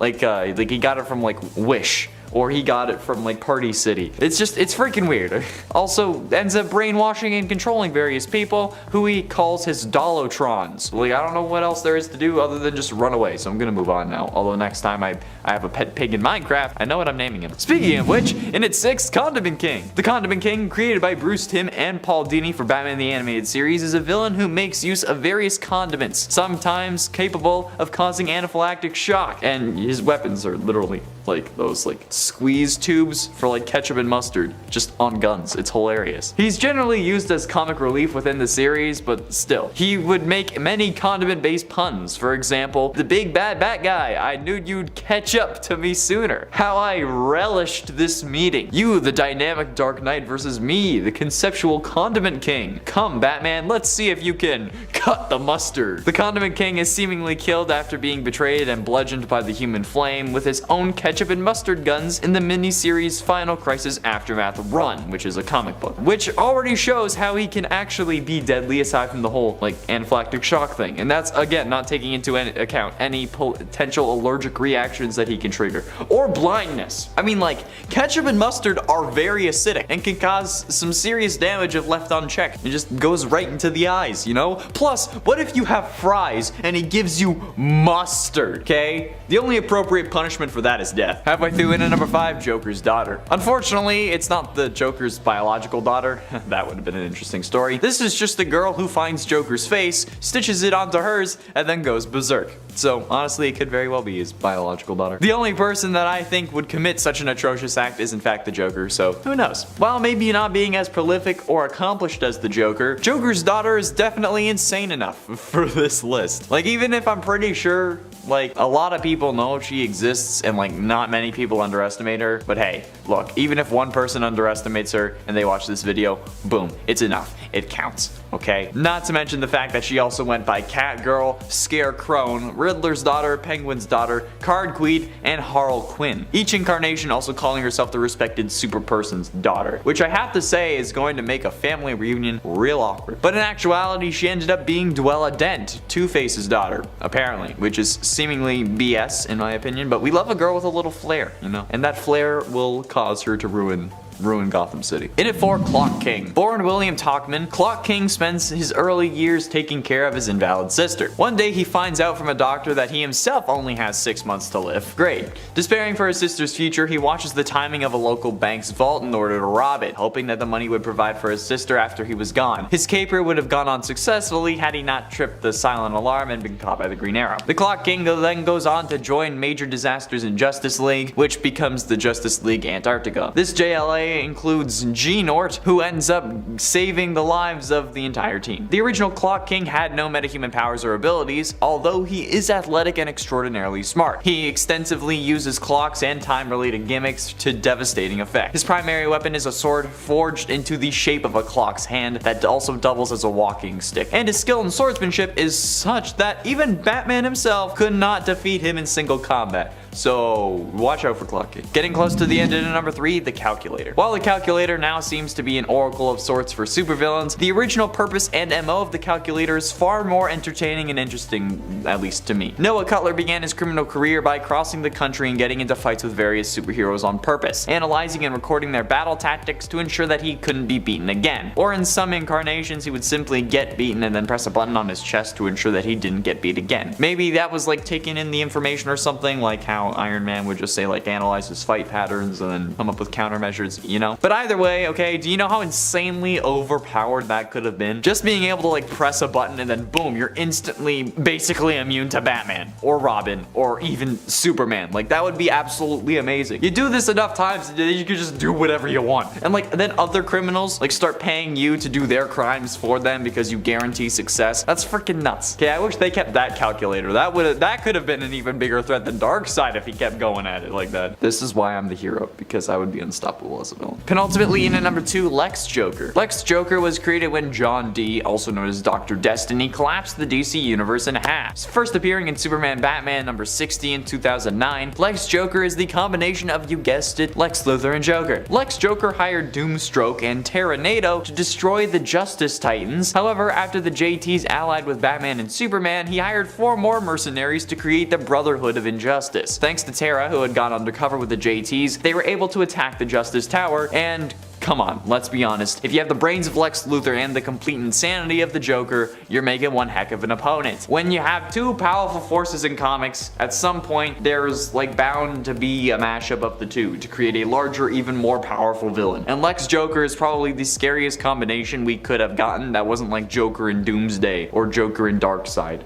Oh god, Joker Darkseid. And finally, in number 1, the Eraser. The Eraser was the chosen alias of Lenny Fiasco, who turned to crime after living his college days under constant mocking and taunting by his classmates. Of course, it's because, you know, that's what college is like. No, that's high school, bro. Fiasco is a professional at covering the tracks of other crimes. For a 20% cut, the Eraser will erase the evidence of another crime. And honestly, I think that it's like the only job that anyone with the name Fiasco could have. The villain's power is a special helmet designed to look like a pencil eraser, because of course it is, that can wipe off evidence, even those that would be invisible to the naked eye, which is pretty damn cool when you think about it. After Batman posed as a villain to try to capture the eraser, the villain told Bruce that he had became a criminal because Bruce had shattered his dreams of going out with Celia Smith. I'm not even gonna get into that, okay? Bruce didn't even remember her name, which made the eraser angry. And I think that this is probably the absolute coolest concept for a supervillain, because in all honesty, if this guy wasn't an idiot, he could have ruled the world. Like, just Straight up, this guy